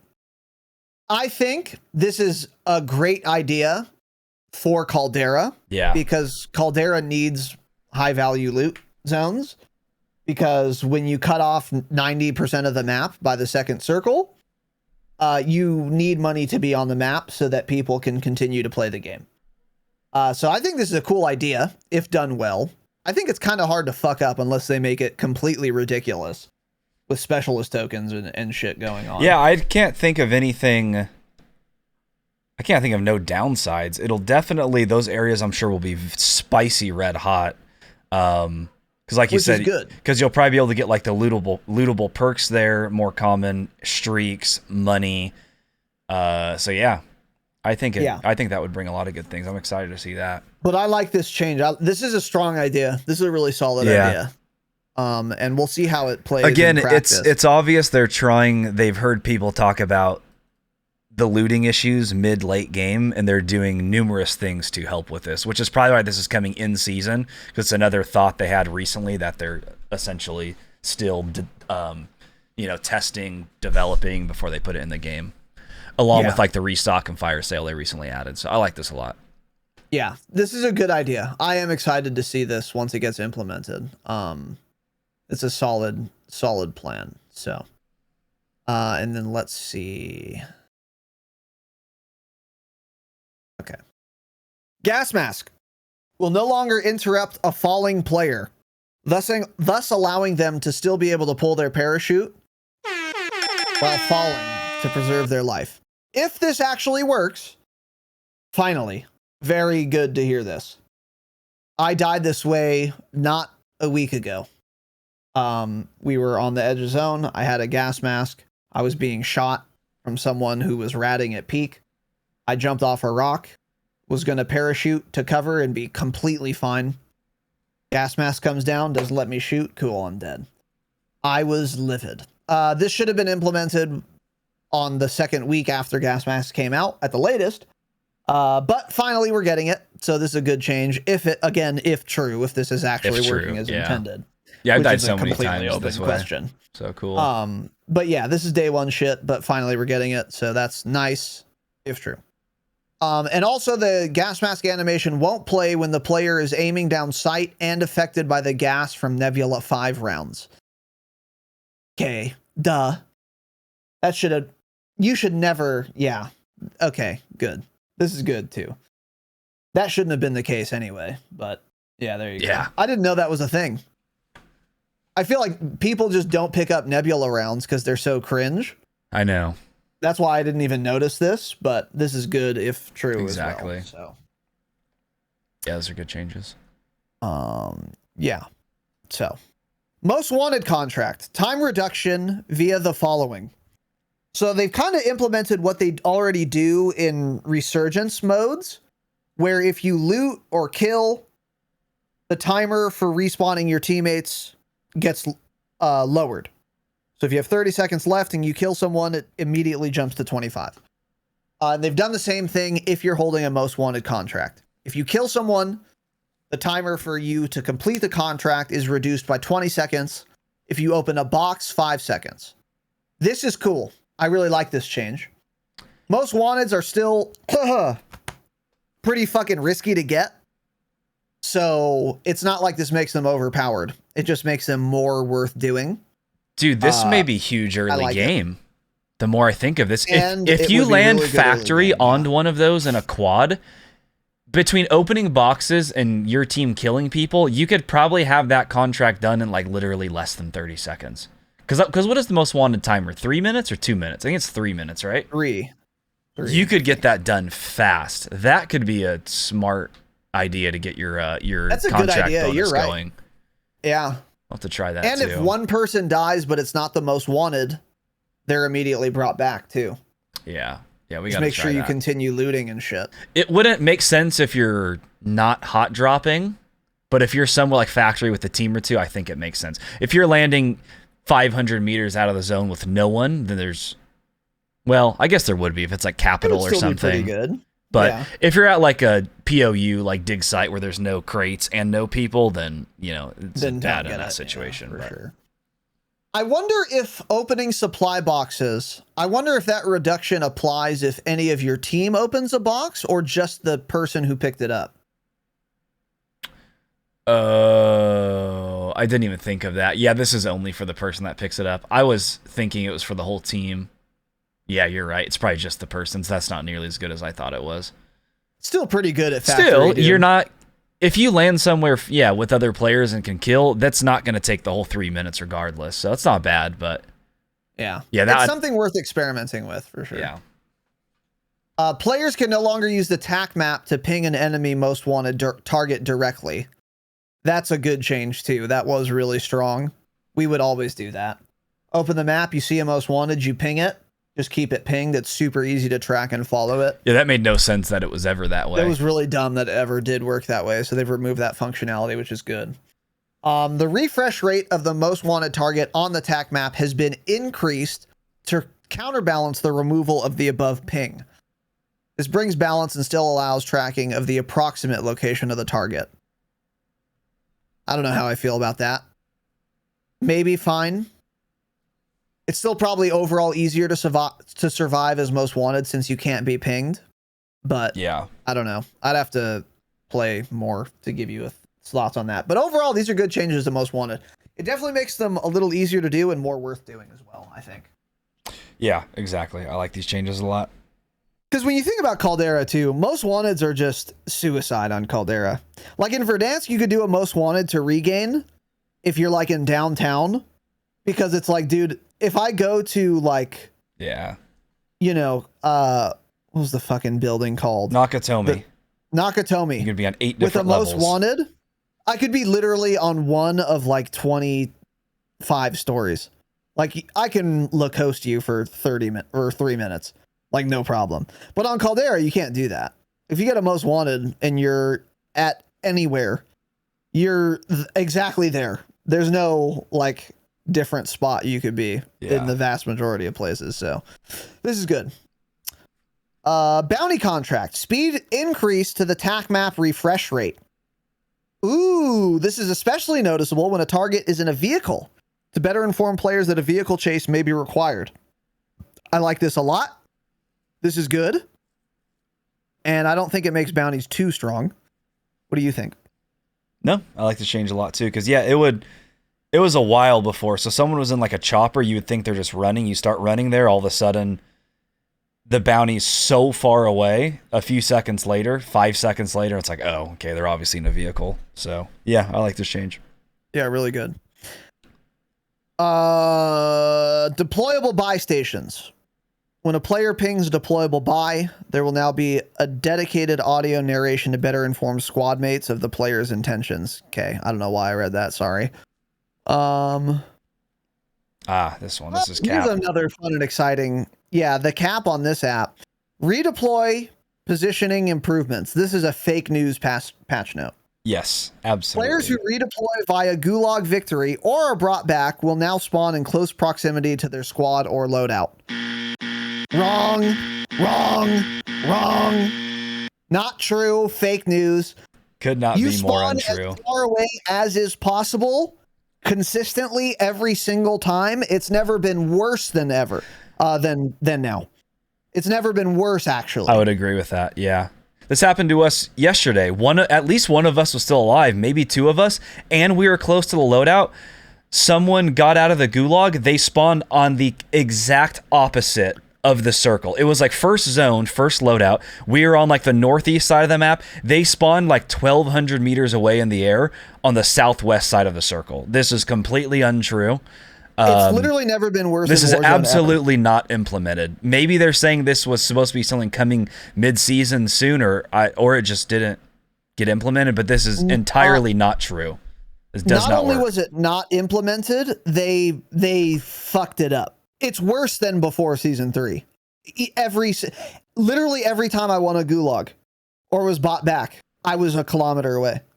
Yeah. They tried and messed it up. So this needs to be fixed now. It's a disaster. Yeah, it's really bad. A complete fucking disaster. Yeah, because we were like excited, like, oh, he just got bought back. You're good. You'll spawn on us. That's what the patch note said. Wrong. Opposite side of the map. And I feel like the circle was probably closing and he never got loadout or something. So it's not working as intended. Yeah. So this is broken. Hopefully they fix it soon. All right. Next, Caldera adjustments. Loot that spawns across Caldera have been adjusted. This is also largely cap.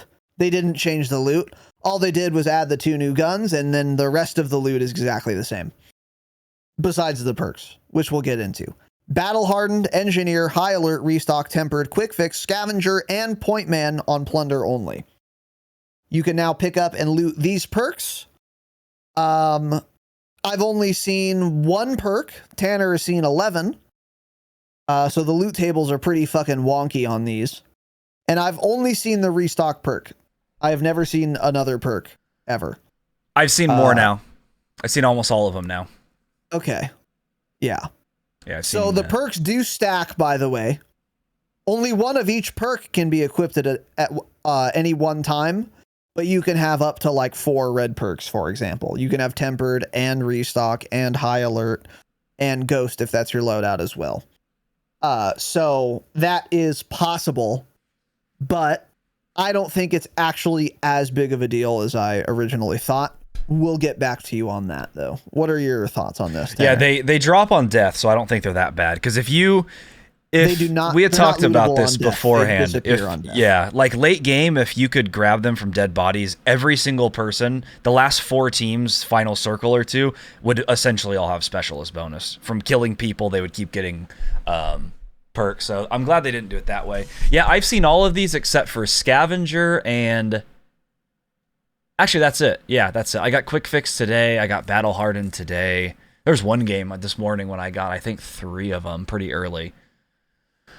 But yeah, it's doesn't seem like it's going to be game breaking. I like the idea. They just need to make them more obvious. I guarantee a bunch of you listening have skipped on them before.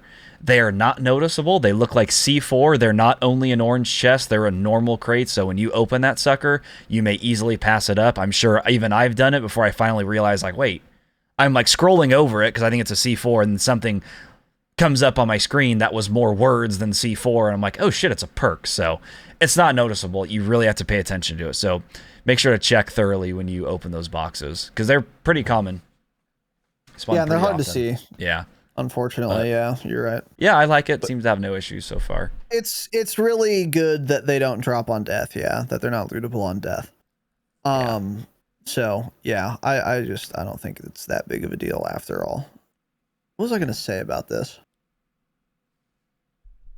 Do you keep those perks when you get your loadout? Yes. If you pick them up, you have them until you die and go to the gulag or be bought back. Then they're gone. If you get downed and rezzed, you keep them. You can grab it before your loadout, then grab your loadout. You still keep them, yes. Yeah, in one case, Tanner and I both...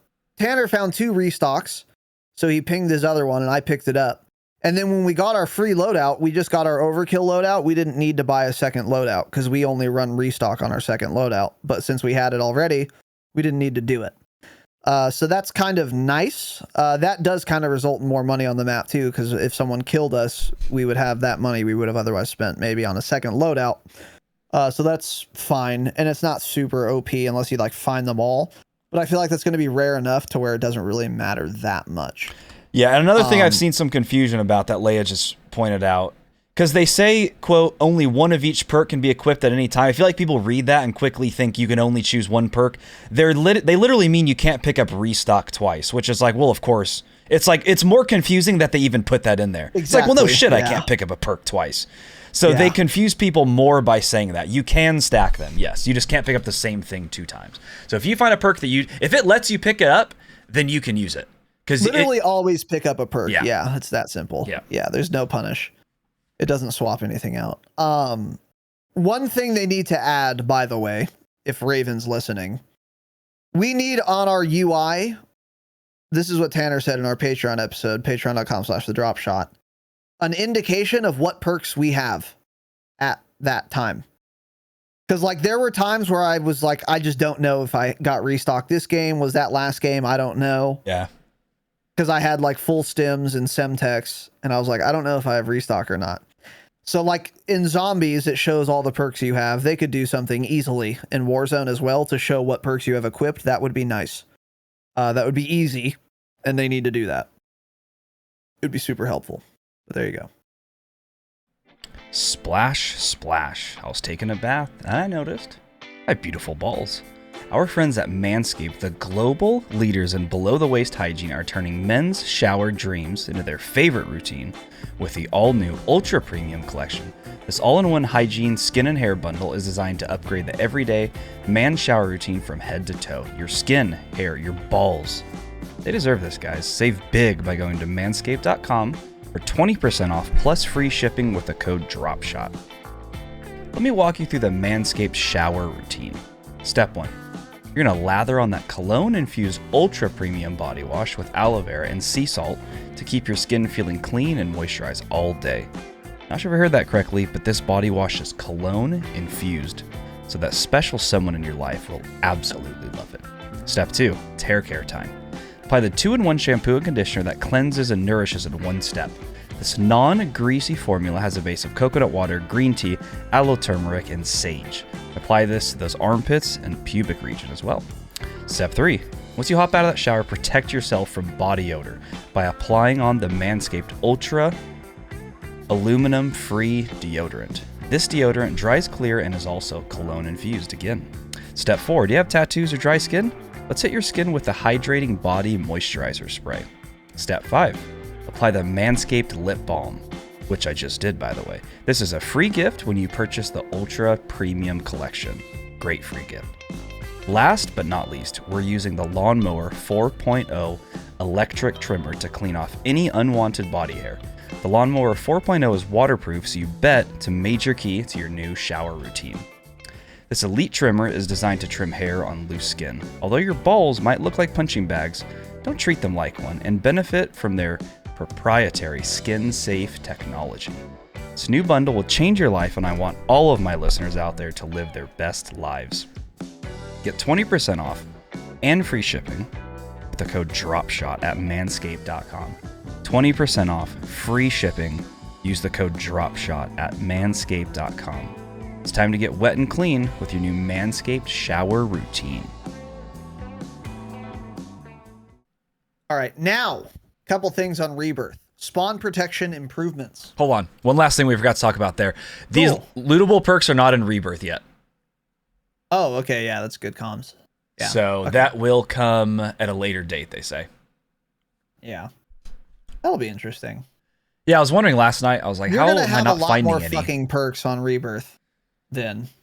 Everyone's going to have a lot of perks. Every chest will have one, probably. Because, I mean, every chest has a 5,000 stack in it, so. And every square foot has a chest, yeah. That'll actually be nice, though, for Rebirth. Because if you die, you just don't ever have a loadout again unless you're a sweat lord. It's kind of true, yeah. Getting fucking, 30 kills every game at least. But, yeah, not in there yet.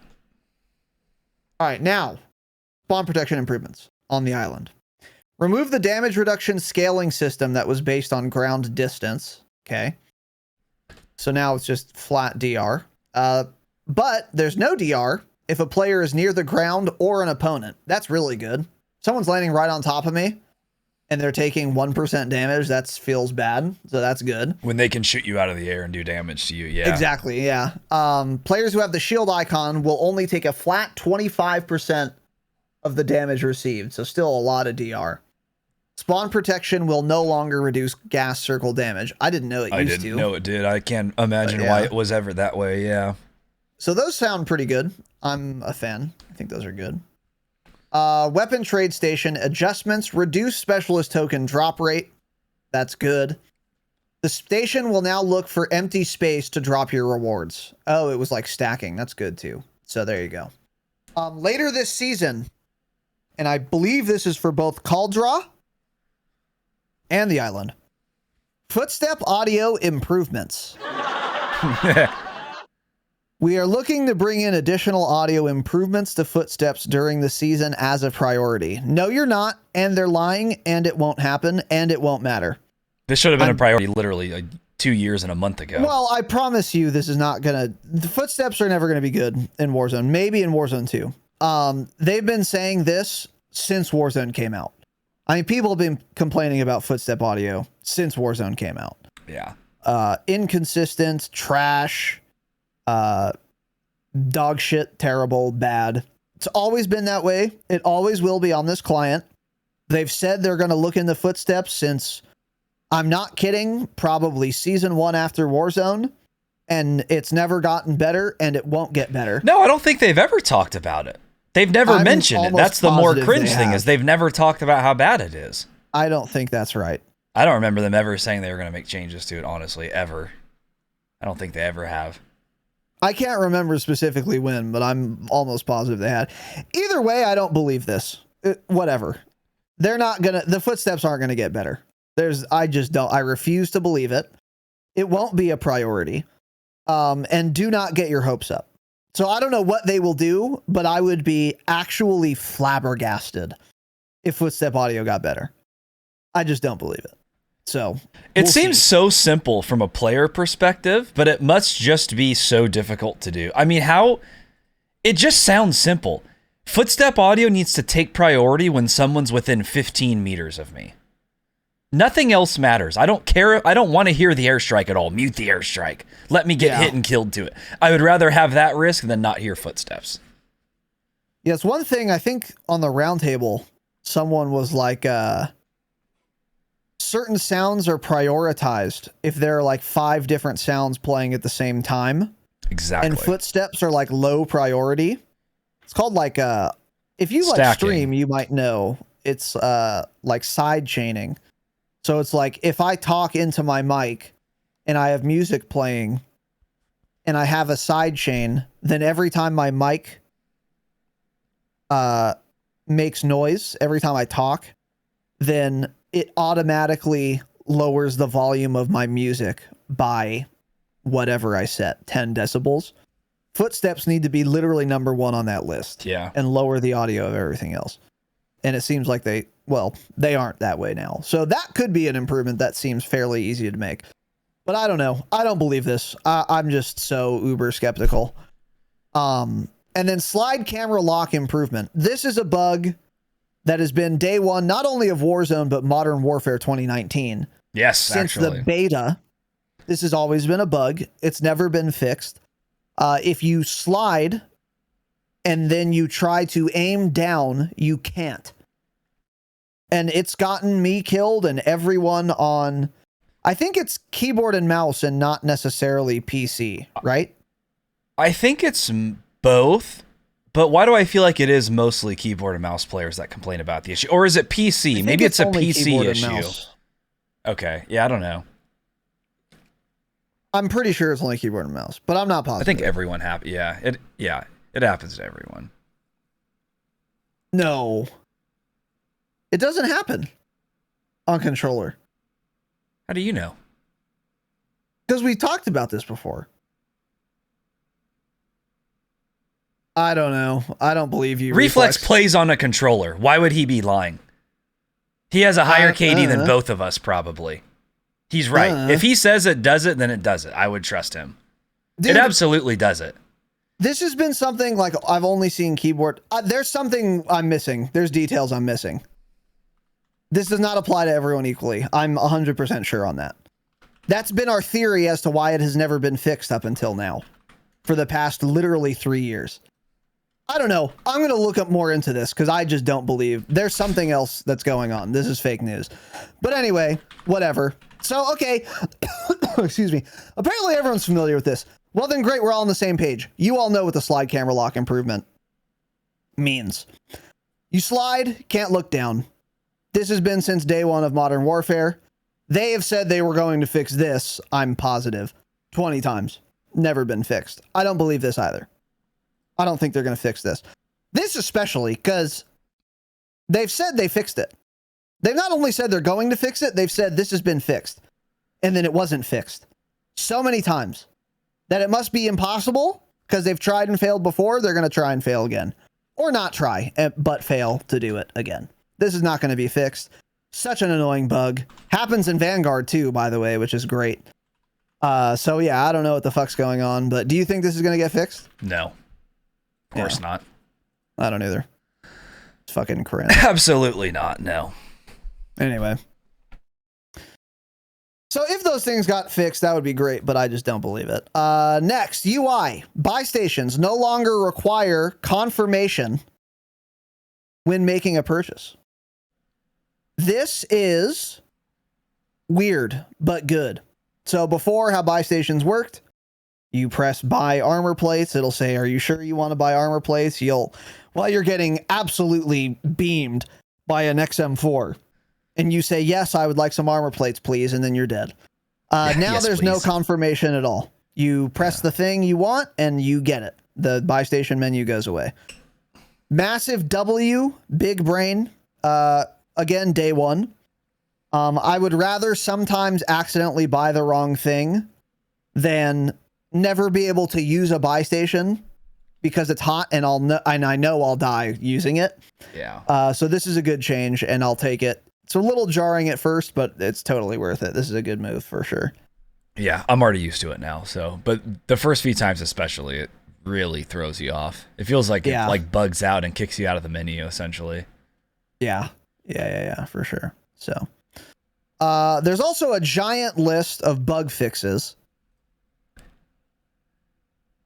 And tell me if you see anything relevant. They fixed here. the pings supposedly near redeploy balloons. They already said that once before, though, and they didn't. Before, so by the way. Really know. So, yeah.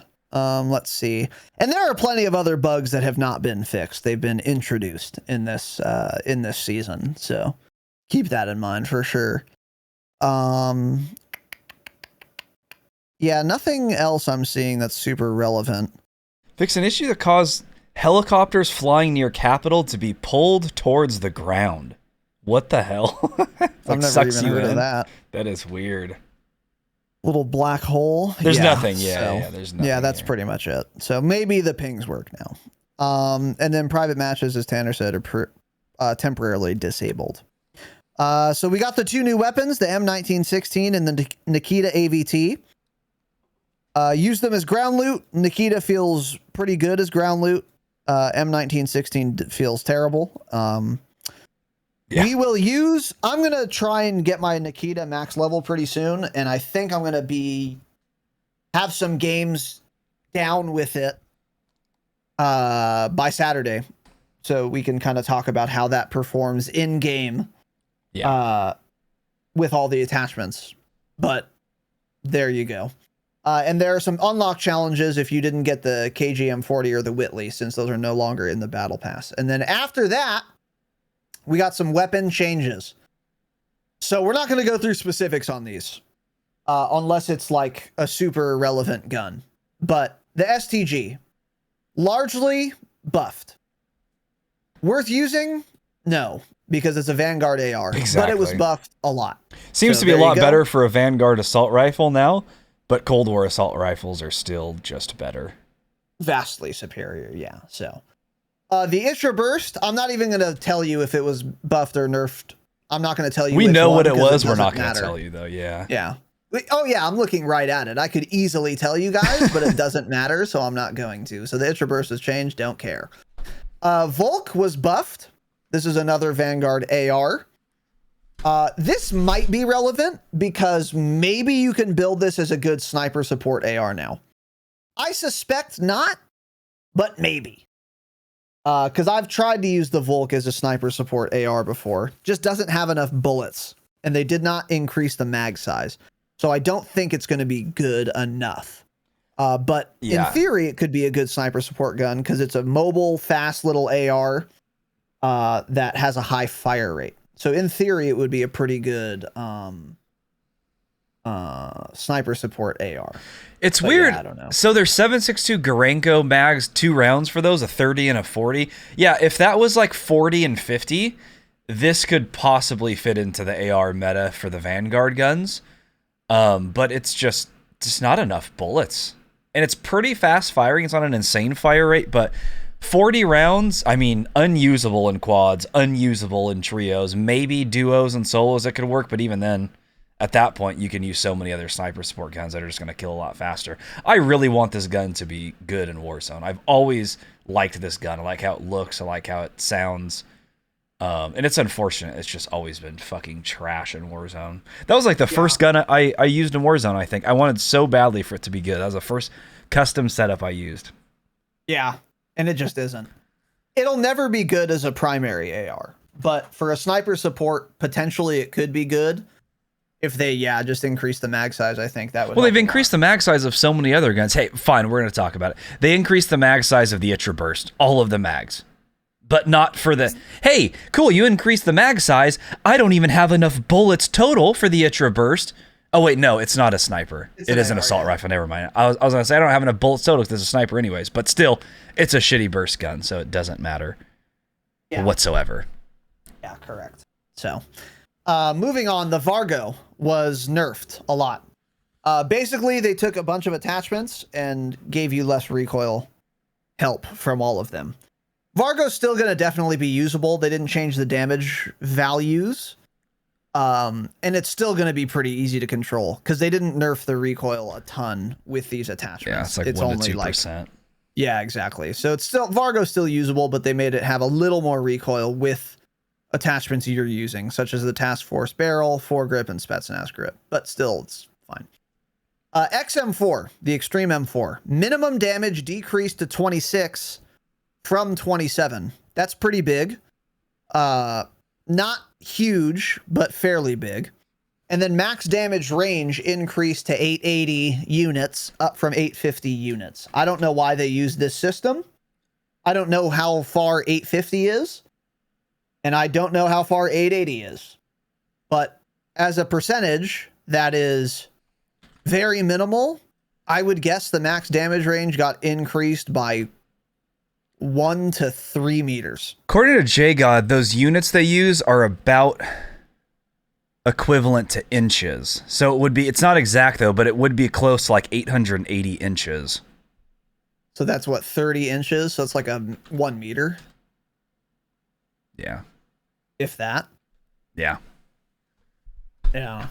So, meters, yeah. So by and large, the XM4 got nerfed. It's not that big of a nerf, but it is something because minimum damage is what you're going to be hitting fairly often. So there you go. That may not even change the shots to kill, though, honestly. Yeah. I mean, at the most, it'd be 1, and even then, it probably won't. But it's more, if someone's not full health or something, then it could be a weird situation. Makes where it a little less bullet. consistent. Yeah, exactly. So I used it a little bit, felt the same. Lag was using it a lot. He uses the XM4 only, and he's like, it feels exactly the same to me. Yeah, it would. Yeah. So there you go.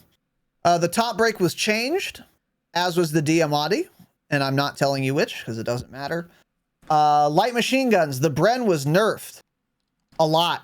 Max damage from 34 to 32. Minimum damage from 30 to 20, or from 30 to 28. That's a pretty big Bren nerf, in addition to some other nerfs with attachments specifically. It's going to recoil a lot more now. this thing kind of got fucked on. So the Bren is no longer worth using. It got dumpstered, say yeah. that pretty. Bren has overstayed its welcome, they say. Yeah. So that's good. I'll take that because the Bren was really easy to use. The Whitley minimum damage increased to 31, up from 30, and then it aims down sight slightly slower from 0.475 to 0.46 milliseconds, which is not a very big difference. It's slow either way. But one more minimum damage point. Does it make the difference? No. Does it make the Whitley worth using? Also no. But if you cal down, you get 18% fire rate instead of 15% extra fire rate. So maybe, but I strongly doubt it. I strongly doubt a Cold War AK isn't better. So there you go. Those were the weapon changes. Not much going on there, honestly. So far. That's just ARs and assault rifle, and LMGs though. All right, so now snipers. They've written a lot, and these are the sniper changes they were hinting at. I guess we were getting them with season 3, to my surprise. Basically, here's how it works now. Some snipers will only one-shot down someone who's full health and full plates within their max damage range, which is usually about 40 to 50 meters. Some will one-shot headshot at any range, and some will not be able to one-shot headshot anymore at all. So the ones that can do it at their max damage range, the M-Dub car, the SPR, the Pellington, which doesn't matter, the Swiss, the Type 99 from Vanguard, and the Car 98 from Vanguard. So here are the nerfs to the car and the Swiss. F's in the chat. You can now not get a one-shot headshot unless they are inside your max damage range. With the meta attachments for the car and the Swiss, that range is still going to be from 40 to 50, maybe 55 meters. That's still fairly far, and that's still where a good proportion of your sniper rifle engagements will be. On Rebirth Island, I would go so far as to say, besides sniping people out of the air, these guns will feel the same. And every headshot you were getting a down with, you're still going to. But on Caldera, this is a somewhat notable nerf. Yeah. And this is kind of what we suspected was going to be the case. One of our possible theories. Here we are. What are your thoughts on those? It's funny though, because the SPR and Swiss are worse than the car. So the car can still one-shot headshot from like 51, 52 meters. For like the Swiss and SPR, it's like 44, 45. It's funny that that's car, really surprising, that's always been the most used, the best sniper rifle, is the one that's still the best out of those. Doesn't make any sense. Now, if you want to get crazy, the Pellington reaches out to 70 meters a one-shot down. Now, the issue in my mind with the Pellington has always been the default sniper scope. It is terrible. Really, really bad. Huge, can never think of the name. Like the outline of it. Like the actual reticle, like the scope part's small, and then the other part of the actual, the bezel is way too big, and the scope is too far from your eye to give you a small sight picture. If that was buffed, the Pellington would be really, really good, I think. So, but if you want to mess around with it, that thing reaches out to 70 meters. That is by far the longest of any one-shot, or with the max damage range. It's not going to be better, obviously, than like a HDR AX50 that can do it at any range. But out of all those, the car, SPR, Swiss, those guns, Tundra, the Pellington is the best by like 20 meter damage range. And it also ADS is way faster than any of the one-shot any range snipers. So that's like the important point. That's actually pretty interesting. That might be worth looking into for sure. But there you go. This is not going to surprise you. At any range, these snipers can still one-shot headshot. HDR, AX50, ZRG, 3-line rifle from Vanguard with the 30-aught Fang rounds, or any rounds, but also put those on. And the Gorenko anti-tank rifle from Vanguard. And then these guns cannot one-shot headshot at any range. Rytek, Dragunov, and the M82. These are all the semi-auto snipers. So, okay. Yeah, that's fine. We're going to need to play more to see how this plays. We talked about this a fair amount in our last Patreon episode. I think this is a reasonable way to do things because the Swiss on Caldera is still like definitely viable. And some people really don't try to snipe farther than 50 meters ever anyway. And for those people, these changes don't actually matter that much. It's just going to force more people off of these, so you're going to see more sniper variety when you play Caldera. For Rebirth, I think this matters almost 0% though. But still, overall, I'll take it. I don't feel super strongly either way. I think this is probably fine. And I need to play more to have a full sense for what I think on this. I'm noticing a lot of people using the HDR now. That's what I'm seeing. Really? A lot of people sitting on roofs with an HDR, which this you asked me if I use a variable. Why? Did you try it? I was going to. I set the class up, but I never used it. Okay. But yeah, I was talking to Cope about this morning. It's like, cool. So now they didn't want people to use these snipers because, you know, someone's going to get pissed if they get quick scope with a Swiss at 55 meters. But now all I keep seeing is kids sitting on roofs with HDRs. There was like 3 guys sniping us from the roof of, I think, Docks area maybe, sitting on the roof with an HDR. It's like, okay, awesome.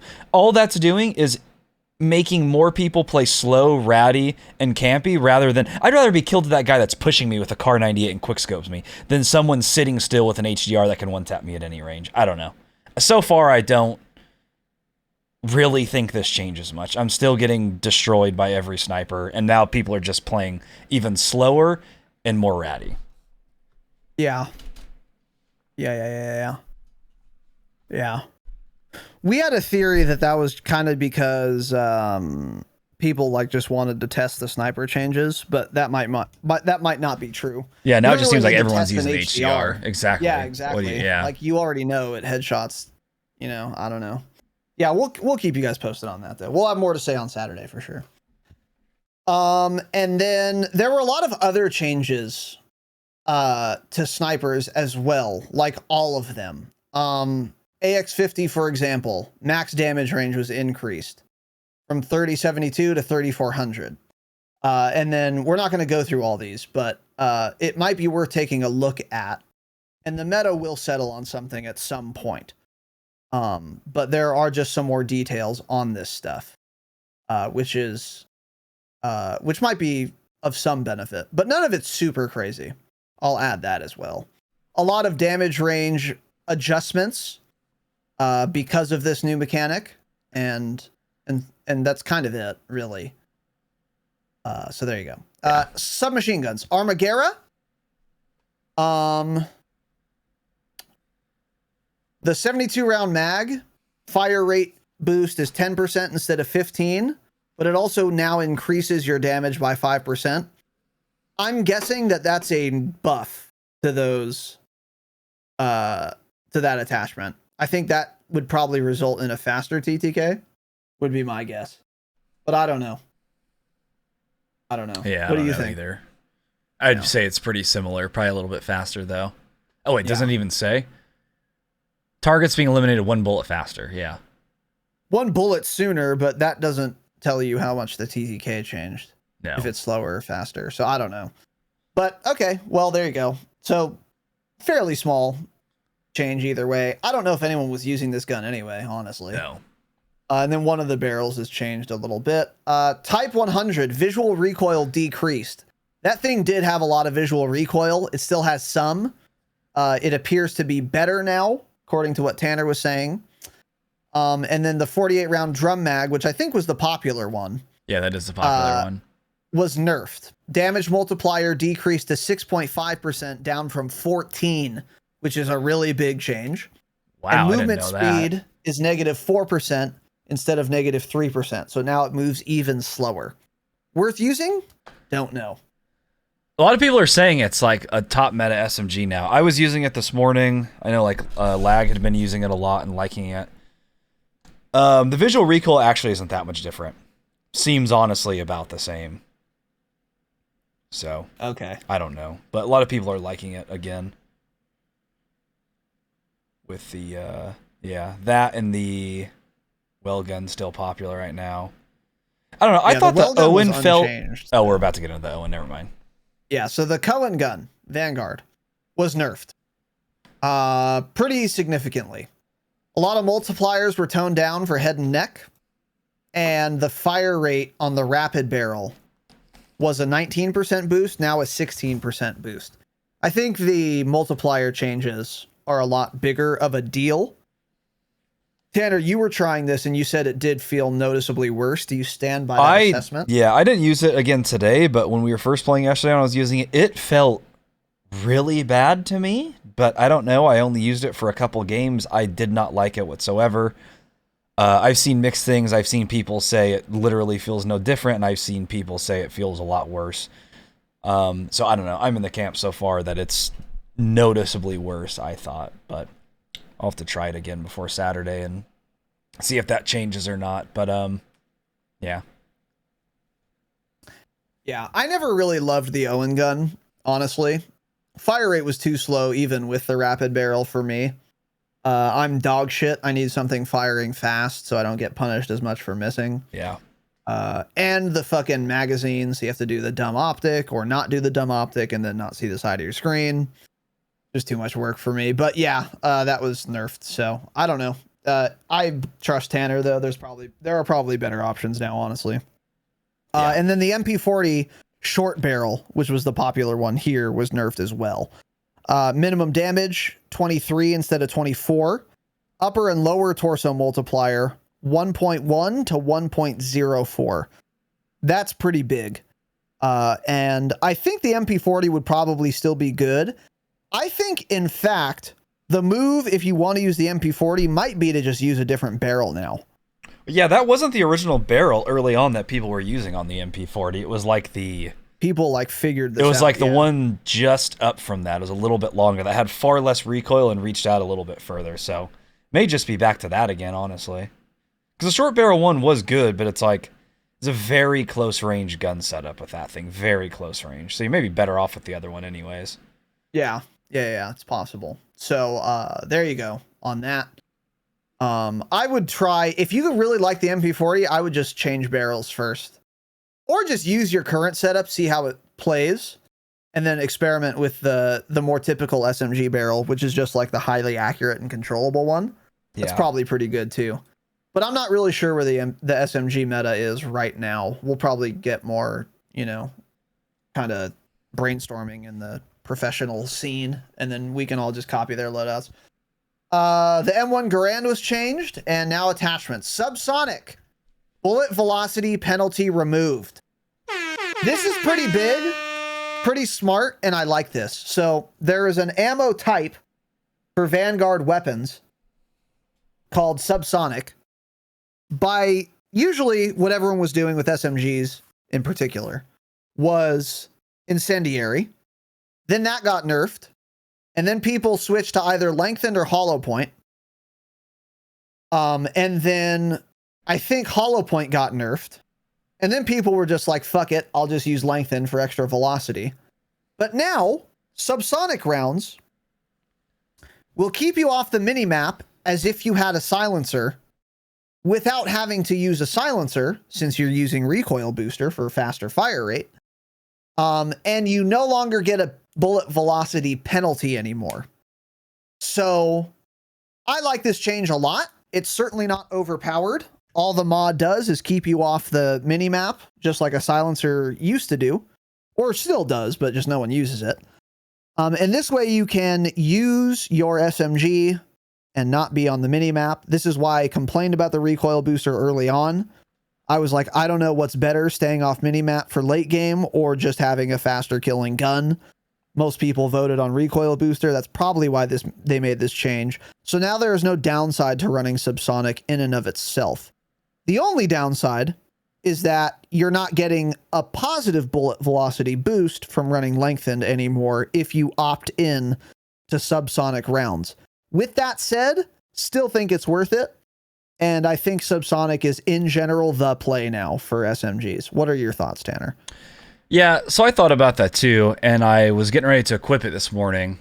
And I was talking to Lag and Cope about that, and they made a good point that it doesn't matter pretty much unless everyone on your team is running it. Because here's the thing, like you would think if your whole team has subsonic, you could be in a gunfight and no one knows you're shooting from that area. But not everyone on your team is going to be running subsonic on their SMGs. The other team you're fighting up close, if you're quads at factory, guaranteed not all of them are going to be running subsonic. So someone's going to show up on the minimap, which means another third-party team is going to see one ping on the minimap and come in anyways, to the point where staying off the minimap really doesn't matter that much, I don't think.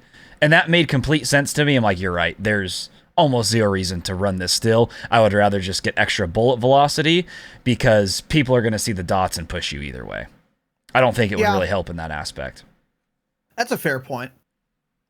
That's a fair point. I still think there are advantages though. Again, that maybe be one of like could be like a solos or duos thing to have. Yeah, definitely solos. But in like duos, quads, it that doesn't stronger. really seem to make sense. There are times you can use minimap when you're in a quads fight, though, and you'll notice that someone's pinging behind you. That is true. And you're like, oh, fuck. And then, like, someone's getting torched. So, like, it can be helpful, even if it's not going to prevent third parties since your teammates don't run it. That's fair. The other thing to me, too, is, like, if I'm using an MP40 or a PPSH for hip firing, do I care about an extra 10% bullet velocity at that point? It's not bad to have, but do I care that much? Is it going to make the difference that often? I don't know. So this is something you guys should kind of experiment with for yourselves. Here's what I would say. Run subsonic. If you notice that it is now that your hit reg feels worse since you're not running lengthened, then go back to lengthened because your hit reg didn't get worse. Your velocity got so much worse that you're actually noticing you're not getting as many hit markers as you used to. And if that's happening to you, it's because you don't have enough velocity. And yeah, you should go back to lengthen. It's way more worth it in that case. But if you go to subsonic and notice your hit reg feels the same, then keep subsonic on because there's no reason not to run it. That's what I would say you should do. And this will vary as well depending on, what your guns are. I'm more likely to run lengthen on an Owen gun than I am on an MP40. Because an Owen gun, one of the strengths of that SMG is that it has pretty fucking good range for an SMG. So I might as well get good velocity so that I know my SMG that I've built, in part because it has good damage range, can actually hit people at those damage ranges. But if I'm using, again, an MP40 or some other fucking BB gun that I'm only going to shoot at 5 meters anyway, then I would try subsonic, That's what I would say. Yeah. The Mercury silencer damage range penalty is removed. That's one of the 2 silencers on Vanguard weapons. And then the other one of the 2 silencers, the MX silencer, now decreases your sprint to fire speed by 2%. So you sprint to fire 2% slower. And it increases your damage range by 10%. Okay. That's a really good change. This is bringing Vanguard guns closer to Cold War guns now. This is actually pretty big. 10% more damage range. This is just going to be the go-to silencer for you automaton users. For your primary automaton, put the MX silencer on. You'll get 10% more damage range now. That's pretty big. I actually like this a lot. Yeah. And now the Mercury should never be used for any reason ever. Still, actually, never mind. But yeah, the MX silencer is pretty interesting. What are your thoughts? You think it's enough to make like the Cooper carbine a good alternative? Well, I don't know, because you're still AR? at most ranges, then you're still not going to kill any faster than you would with a recoil booster. You're still going to kill slower. So sure, you may get a slightly longer damage range, but yeah, for almost all ranges, you're still going to kill slower. And most of the guns are so easy to control, even with the recoil booster, that like it's not like you're using the recoil booster and it's unusable past 20 meters. I'm saying it's still simple to use at like 100 meters, basically. So I don't think this is enough to make the switch from recoil booster. If they want people to get off that, I think they're going to have to decrease the fire rate across the board for that attachment for recoil booster. It does seem just too good. Yeah. Yeah, I mean, makes the time to kill faster on every single gun. Yeah. So anyway, other than that, that's it for season 3. Those are the patch notes. Yeah. Overall thoughts are the biggest changes were the sniper changes and the map changes. We need to play more to have kind of better impressions to give to you, and we will. But in the meantime, those are the changes, and we'll kind of let you know how everything feels. Yeah. But yeah, I don't really have anything else to say. No, me neither. So yeah, we can get into the news here. All right, so let's get into the news so and upcoming changes. I don't think, this was not in the patch notes. So yesterday, Raven tweeted out, Operation Monarch, which is the LTM that begins on May 11th, will feature a separate mode that has Godzilla and King Kong. Per Raven, players will retrieve intel on the map to acquire the Monarch stream device. If you have this device, you can control Godzilla and Kong. That's pretty cool. On the map, Kong will stomp around in a massive circumference and throw a boulder at any area, which will decimate anyone in that area, putting them in last stand mode. Last stand, notice, not just the down position, last stand. This includes destroying vehicles. Godzilla will shoot out a heat ray that will destroy everyone no matter what. There's no last stand, you're out. The heat ray leaves behind a beefed up Molotov fire on the ground. Okay. This sounds fun, dude. Yeah. For an LTM, this sounds cool because I did not expect you to be able to control the fucking monsters, but I like it. I like it. Yeah. The good thing about this is that it's like there's one thing, everyone knows where it is, and it fucks. So everyone's going to be fighting over it with their characters shooting their guns. And then if you win, you get rewarded with the really cool toy that fucking dicks down everybody. That's kind of dope. Cool. That'll be fun to control, I think. And like if it's quads, which it is, it's like, okay, I'm fucking their ass with the heat ray. You guys have to protect me at all costs. Yeah. And I'm just going to dunk armored Berthas as they try and come to our facility. True. If there's others trying to get into the function, they're going to get bouldered. Huh? No one else is invited to the function, and you guys need to make sure you hold the door of the function because this is our squad only. That sounds really compelling and fun for an LTM. Will I get 50 frames max? Yes, but still, it's a cool idea. I actually quite like it. Yeah, this sounds like a blast. Yeah, pun intended. This sounds like a fun LTM, so I'm excited to see that. May 11th, everyone. So we got a couple more weeks here. That's going to be a very cool slideshow indeed. Yeah. Very cool slideshow.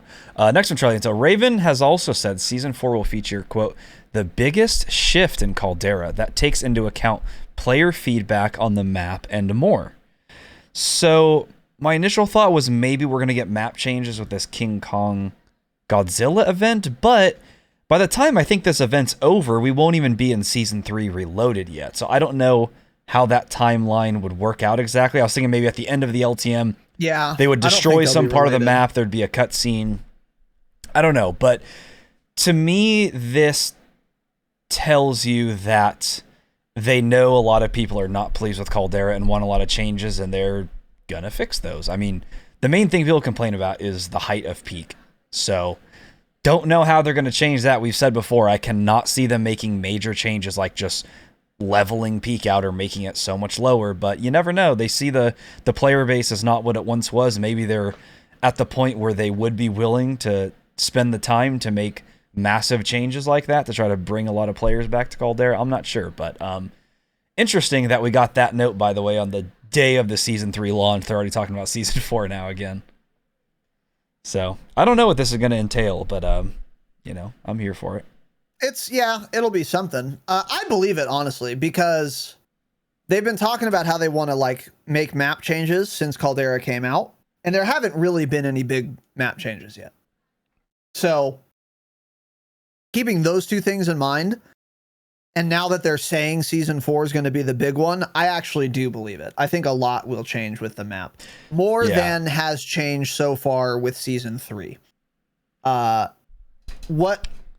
From like a timeline kind of perspective, I think what's going to happen is the event's going to start. When the event ends, it's going to be right before Season 3 Reloaded. And there's going to be some cutscene or lore bullshit that sets the stage for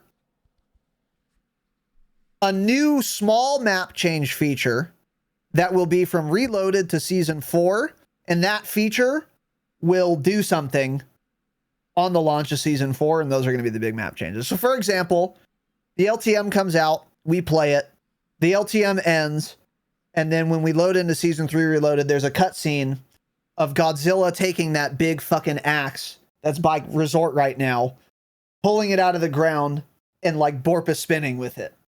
And then like that's it. Oh, and then yeah. And then there's some kind of feature on the map that like illustrates this or something. And then when Season 4 comes out, the axe gets like fucking plunged into the ground, or he just like decapitates Peak or some shit like that, and then we get Season 4. That's my like rough guess of what's going to happen. I don't know. They don't need to tie things in that way, but I feel like they would, honestly. Because if you're going to buy the rights to both Godzilla and King Kong, you're going to milk that shit, I think. Yeah. Which they're already doing with the bundles, but I feel like they could get more out of it, and they probably will. So, yeah. Did you see one of the finishing moves for one of the Godzilla bundles, by the way? No. You go up behind the cute? person, you grab them, you like turn around 360, like with the person above you, basically, like, or you're like holding them by their legs, and when you turn around to the direction you were facing, you throw them like 20-30 feet. It looks really cool. Whoa, Yes, that's dope. it is dope looking. Like, I would buy that just for the finishing move. It's pretty cool. That is cool. I like it. But yeah, anyways, next on here, breaking news as of 5 hours ago, the Modern Warfare 2 logo has been released on Infinity Ward's Twitter. Wow. It is an M and a W. In the middle where the M and the W meet, there is a line and a line for 2, MW2, and they're green. That's the logo. Smile. That logo has gotten almost 200,000 likes on Twitter now, on Infinity Ward's official Twitter. The Vanguard release, the Vanguard reveal trailer got 30,000 likes.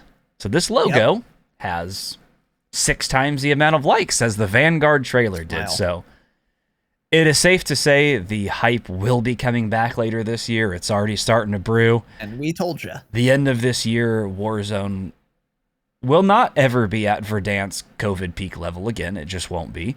It will be more hyped than it's been up until that point, though. Absolutely.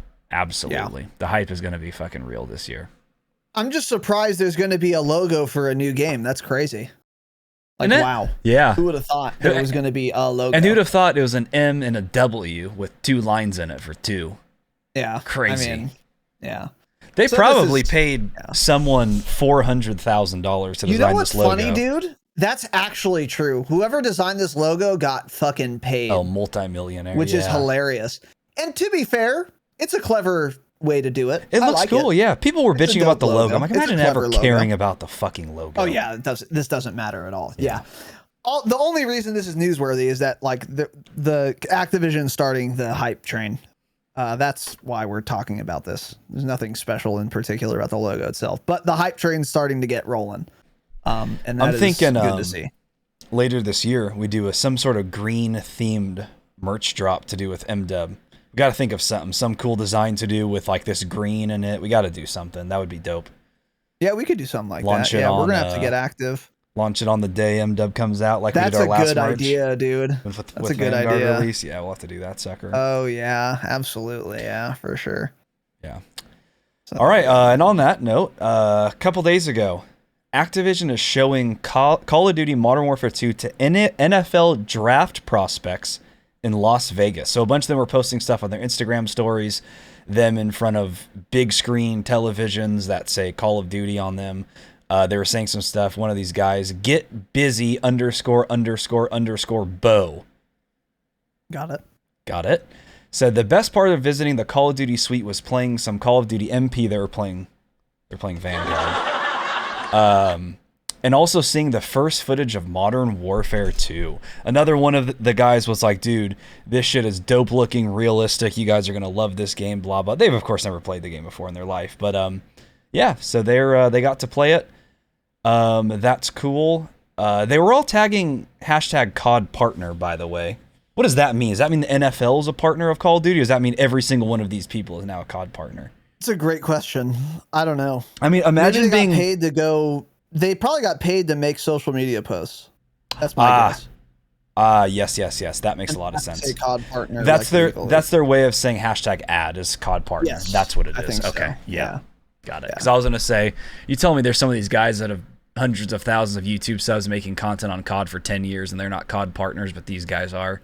You know, go figure. Yeah, I know. Yeah. So. But that must be what it was. That's my guess. But yeah, I don't care. Yeah.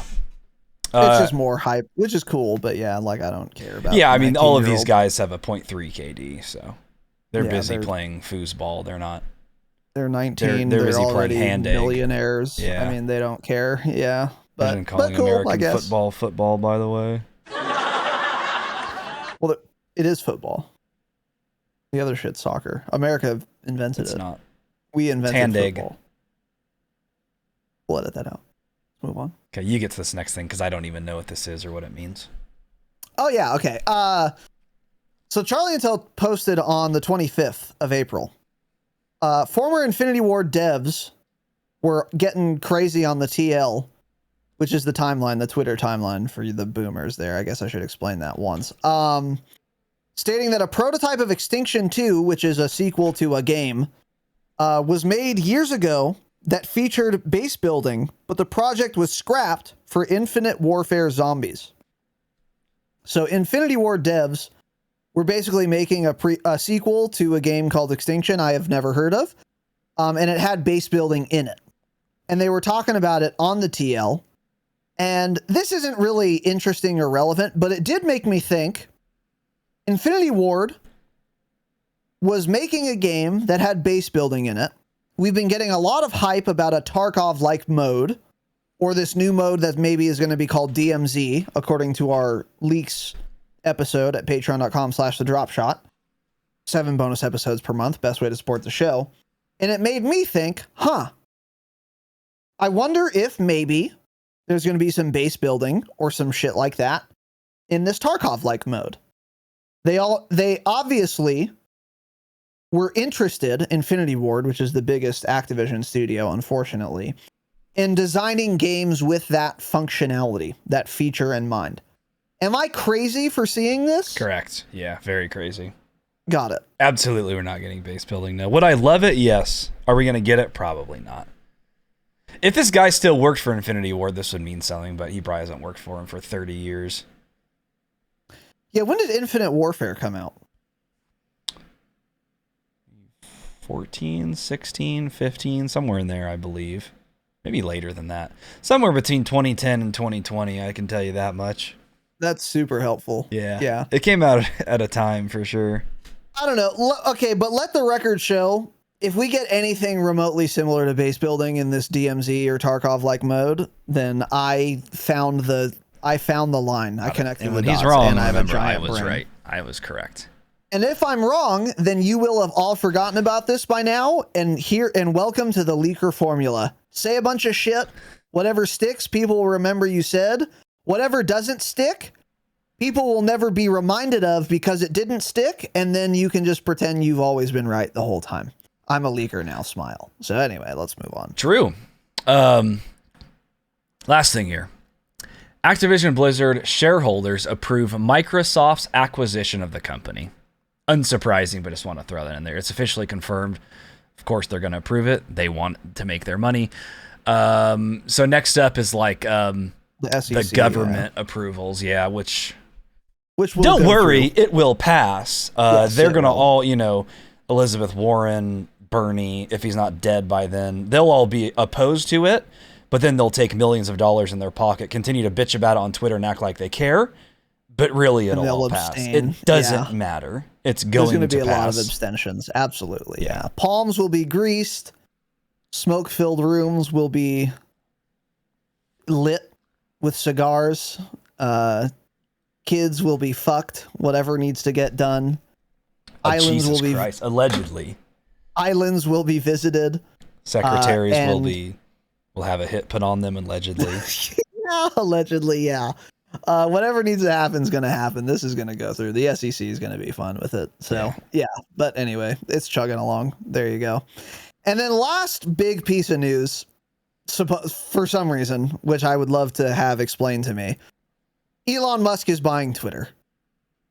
This I don't think is finalized yet. I haven't really been following because I don't really care. I don't think it matters.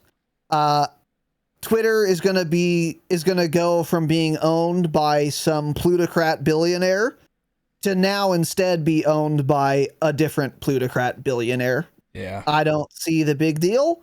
People on Twitter seem to be thrilled or mauled about this. Who cares? I don't get it. They hate rich people and don't want him to own Twitter, but it's like, oh, did you think the people that own Twitter now are poor? What? Yeah, are they not? I don't get it. Are now you hating on rich people only multi-billionaires instead of being worth 990 million? I mean, what's the? I don't understand it. People are losing their fucking mind, though. Of course, it's all like the Call of Duty, Call of Duty devs and shit are the ones I keep seeing bitching about. Are they funny. really? That's funny. Yeah, I'm seeing a bunch of lefties. That. Oh yeah, definitely. So I think because Elon Musk was like on Joe Rogan's podcast or whatever, he's like a fascist, according to many people on Twitter, ironically enough. So if he gets in control of Twitter, it's going to be like a cesspool or something. And so like people on, I don't know, the libertarian end are like, Elon Musk will be cool because he'll let everyone like post whatever they want unless it's like illegal. Exactly. And then, yeah.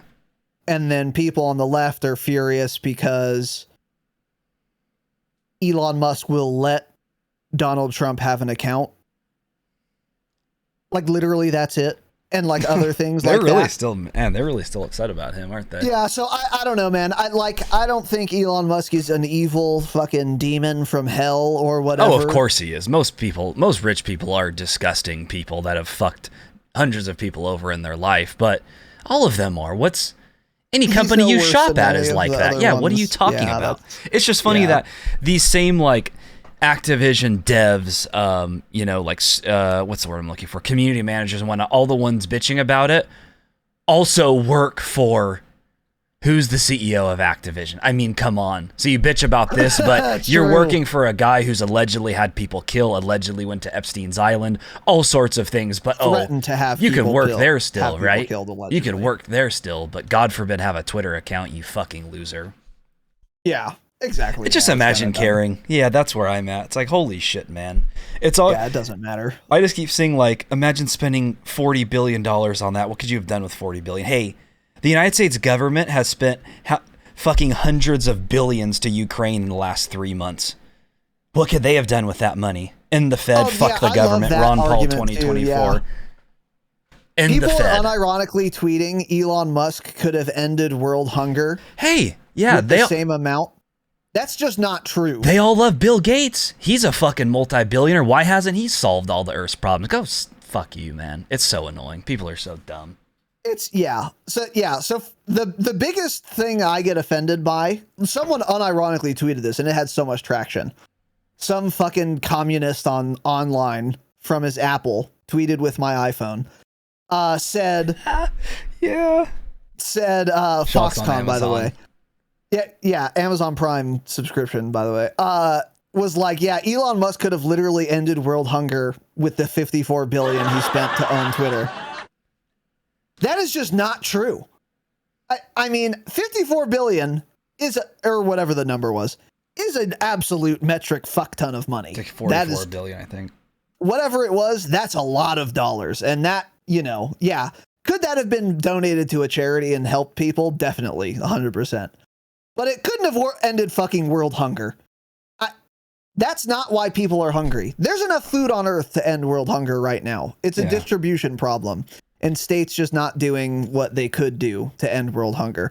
I don't know if there is an amount of money that could like end world hunger. Yeah, think of the logistics. It's more than 44 billion. It's a logistical problem. Exactly. It's like you can end it now. There's far more issues than that. Think of all like the scummy companies that would get involved acting like, oh yeah, we're going to distribute all this food here. Boom. rips hundreds of millions of dollars off from someone. That's what it is. It's other shady people that stop things like that from happening. It's all logistics. Yeah, it's People are government just like North fucking Korea. outrageous.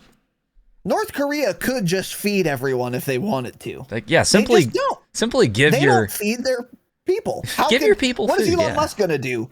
Drop a thermonuclear warhead on North Korea?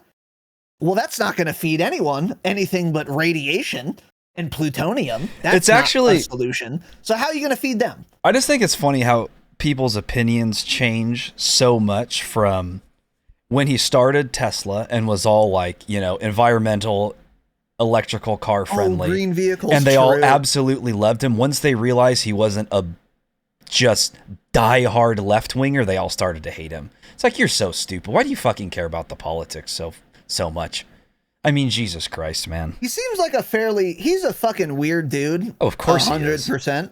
But he seems fairly, like, not insane. Like, I've listened to him on Joe Rogan, and he's like, yeah, I'm for, like, UBI and shit. I'm pretty sure he said. And, like, other, like, things that, like, a reasonable leftist or, like, left-leaning person would be in favor of. Well, everyone needs to face the wall unless you're a communist, essentially. That really is what it comes down to on Twitter, yeah. But these are unserious people who don't. I gotta know check anything and Hassan's don't matter. timeline, see what he's been saying. I'm sure he's been spicy, tweeting from iPhone. Yeah, exactly. And by the way, ending world hunger is not like a purchase you make. I'll take like one McDaniel said maybe he could have fed everyone on Earth once. It's like, yeah, dude, if you are a starving child in North Korea, it's not like I airdrop a fucking Happy Meal on your door and I fixed the problem. It's like, no, people have to eat like every day. Like, you don't just end it. Do they? Yeah, exactly. One It's like, you don't Happy have to Meal just would do do it once. Yeah. Like, it's not that easy, dude. I don't know, man. It's so dumb. Well, I mean, But 44 anyway, I don't billion. care, yeah. That's like enough for everyone. He could have given everyone in the world like $1 million with that. Oh, those are the funniest fucking tweets, dude. Yeah. Where people just can't do math. He could have changed so like, many lives. He could have given everyone on Earth like $10 million. It's like, hey, do you know how much money that is? Holy shit. I just never get why people care so much. What some other rich person does with their money. Yeah, I don't know. Anyways, And we'll these edit all of that people out. donate a lot We have a 1-star by review the way, coming up from someone. to charity anyway, you know. Like all these evil billionaires, even Bill Gates, who's a fucking weird dude. That guy does do a lot of charity shit and spends a lot of money on charity absolutely. shit. Hasn't solved world hunger though, so fuck him. Yeah. Did he go to Epstein's Island? Maybe. Probably, I don't know. yeah. So I mean, I don't know anything about Bill Gates, but people think he like eats like children or whatever. But even if he does, he also does do charity. Those things can both be true at the same time. So anyway, I don't know. Whatever. We're a charity, by the Elon way, Musk Bill is buying Gates. Twitter. If you guys can inform us why people are happy or sad about this, please let us know. Because here's what I think is going to happen with Twitter. Functionally, absolutely nothing. Donald Trump might get his account wants an back. edit button. That wouldn't be the end of the world. We get an edit button, not the end of the world. Trump also said he's not coming back to Twitter no matter what. I don't believe him. He developed his own social media platform. You didn't hear about that? He has his own social media now that's like almost done or He'll make a Twitter. out now. He probably will, yeah. Trumpet, right? Called Trumpet. It's fucking Was great it? name. Yeah, it's called Trumpet. Imagine joining that social media platform. That's a fucking Holy great shit. name. Jesus But yeah, that's going to Christ. be a disaster. Twitter's still going to be the place, and if Trump is unbanned, he will have a Twitter account. I promise you that. I mean, Donald Trump's lied a couple times before. Has he? Yeah. He's Anyway. also been at Epstein's Island, probably. Allegedly. Yeah, probably, yeah. So again, rich people, powerful people, real pieces of shit, most of them. So anyway, And the Fed. Ron Paul 2024, 4, 28, 32, if he's still alive. 36. He's probably younger than Biden though, so I don't know. If Biden could do it, then why not? Let's just, if you're over 70, you aren't allowed to work in government. That's my proposition. You're too old and shit. I mean, fuck old people. I hope to be one day, but when I'm 80, guess what I'm not doing? Working anywhere for anything. Guess what I'm certainly not doing? Making important decisions. Absolutely not. Put me in a home and fucking lock me down, shut me the fuck up, take away my internet. Don't let me do anything. That's what I want. True. Okay. I can't Put me in a believe- goddamn home. Don't have me have in control of the launch codes, dude. That's a disaster. True. Yeah. Accidentally hit one of those and you're reaching for your alarm clock in the morning. Yeah. It's just weird because Biden's been in politics for like 40 years and we still have homeless people and people starving and being raped in America. Why has he not fixed all of that? It's a great question. It's crazy, man. I don't know. It's a great question. It's really Yeah, as what is simple he as just gonna do? fixing it. Yeah, just fix We it. at the forehead. Dropshot endorse ending world hunger and homelessness and raping Yep. children. We endorsed all of those things. We endorse ending raping children. Yes. I To think be that's what I super said. clear. I think that's what I said, but we'll It might have clarify been, that. but yeah, let's clarify for sure. Yeah. So Yeah. I gotta go. All right, I think that's enough. Hillary's outside of my house about to kill me. Yeah. Allegedly. yeah, neither Tanner and I are suicidal. Let the record show that as well. So if we die with a mag dumped to the back of our head, it wasn't us. Yeah. All right, that's it. Thank you all for listening. Thank you for watching. Have an excellent evening, of course, and as always, remember, stay humble. Stumble.